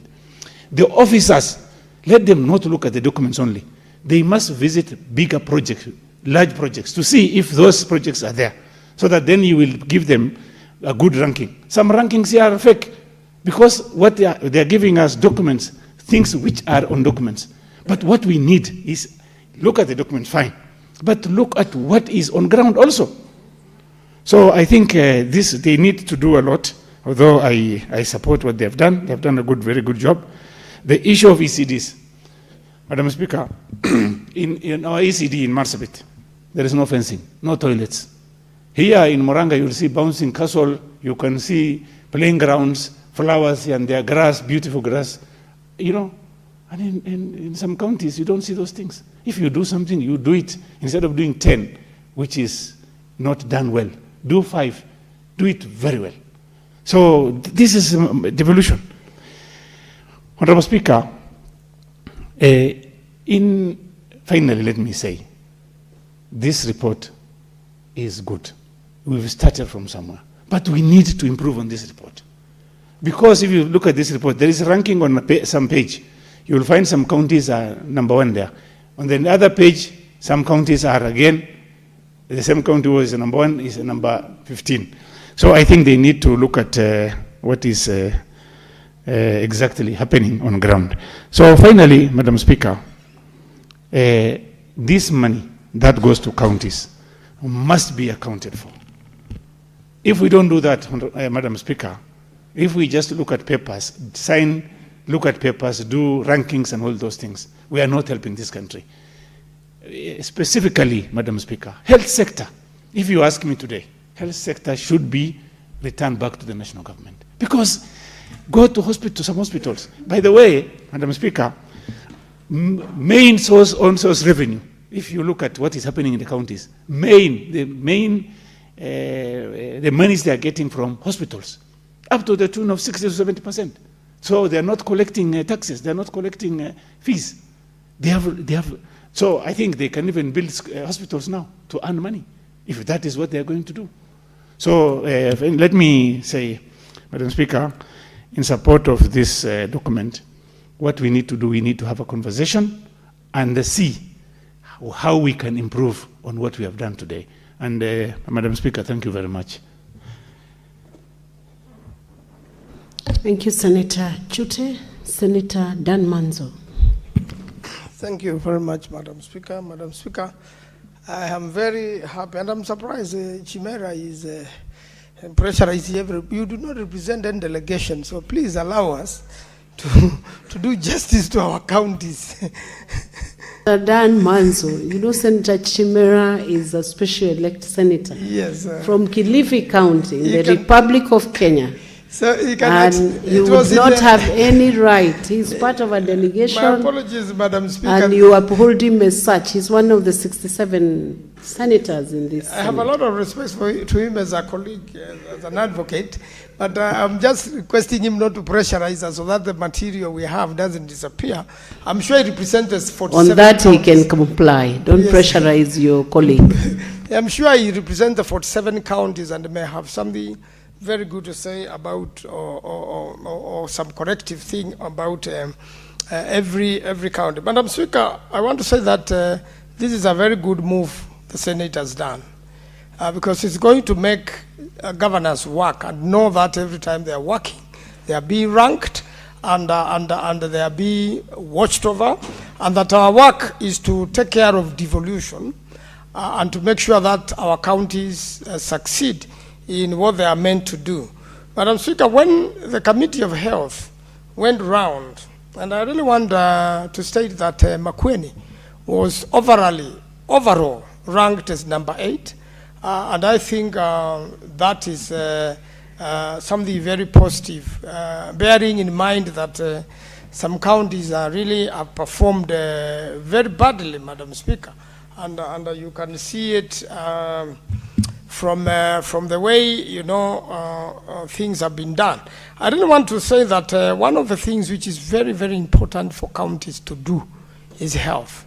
And when our committee went round the counties and checked the hospitals, checked the situation with the medication, I accompanied the committee to Makueni County, and one of the challenges we found that was the ambulances. And quite a number which had been bought by AMEC, I don't want to disclose, had failed because these were new in Kenya and apparently looked very reliable. But unfortunately, those ambulances failed. They broke down often. But we realized the one of the Land Cruiser will persist, the roads. When an ambulance goes to pick somebody somewhere in a village, the road may not be that good. And therefore, when it comes to health, Madam Speaker, it's a very, very serious matter. And that in Makweny and many other counties, ambulances were a challenge. Madam Speaker, I was very surprised because the first thing we need to do to save a life is to give first aid and to give people that treatment. When a child is born with complications, the health is everything. You need to be alive to be able to become a lawyer, an engineer, and to do roads, and to do many other things. And I think saving life is a matter of, is a godly job. And I want to say that the health sector has got a big challenge. First of all, recently the health CS talked of the least equipment which some counties have not made use of. I believe this was part of the criteria of rating. And he threatened that those counties not using these equipment, scans and things like that, then they will be recalled and taken to counties which have done well. Unfortunately, Madam Speaker, when the national government leased this equipment and gave it to the counties, it was like buying a new car and giving it without an engine. Then it's never going to work. They had very systemic problems, and some of them never worked. And wherever they work, something goes wrong. They need repairs. Some of the equipment is very expensive to do so or made to be like that, Madam Speaker. So when it comes to ambulances, I'm very surprised.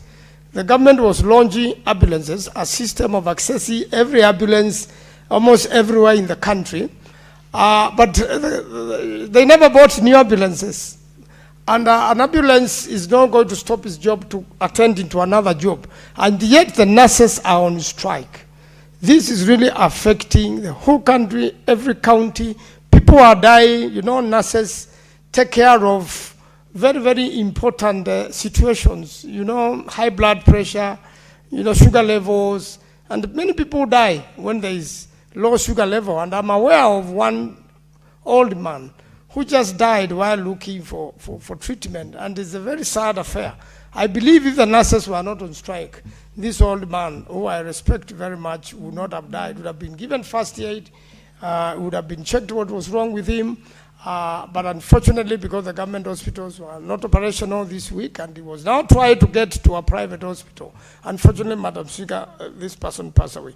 So the issue of health has been one of the reasons, one of the bases of assessment, and I believe a lot of counties, including Makwiny, have got a lot of work to do in terms of health and in terms of, negotiating and helping and finding a solution to end the strike. I thank you, Madam. Senator Dan Manzo, you will have 14 more minutes when this order is next listed in the order paper. Honorable Senators, it is now 6:30 p.m., time to adjourn the Senate. The Senate therefore stands adjourned until Tuesday, 8 September 2026 at 2:30 p.m. And I wish you a very blessed recess as you proceed on to recess until Tuesday, 8 September 2026 at 2:30. Thank you.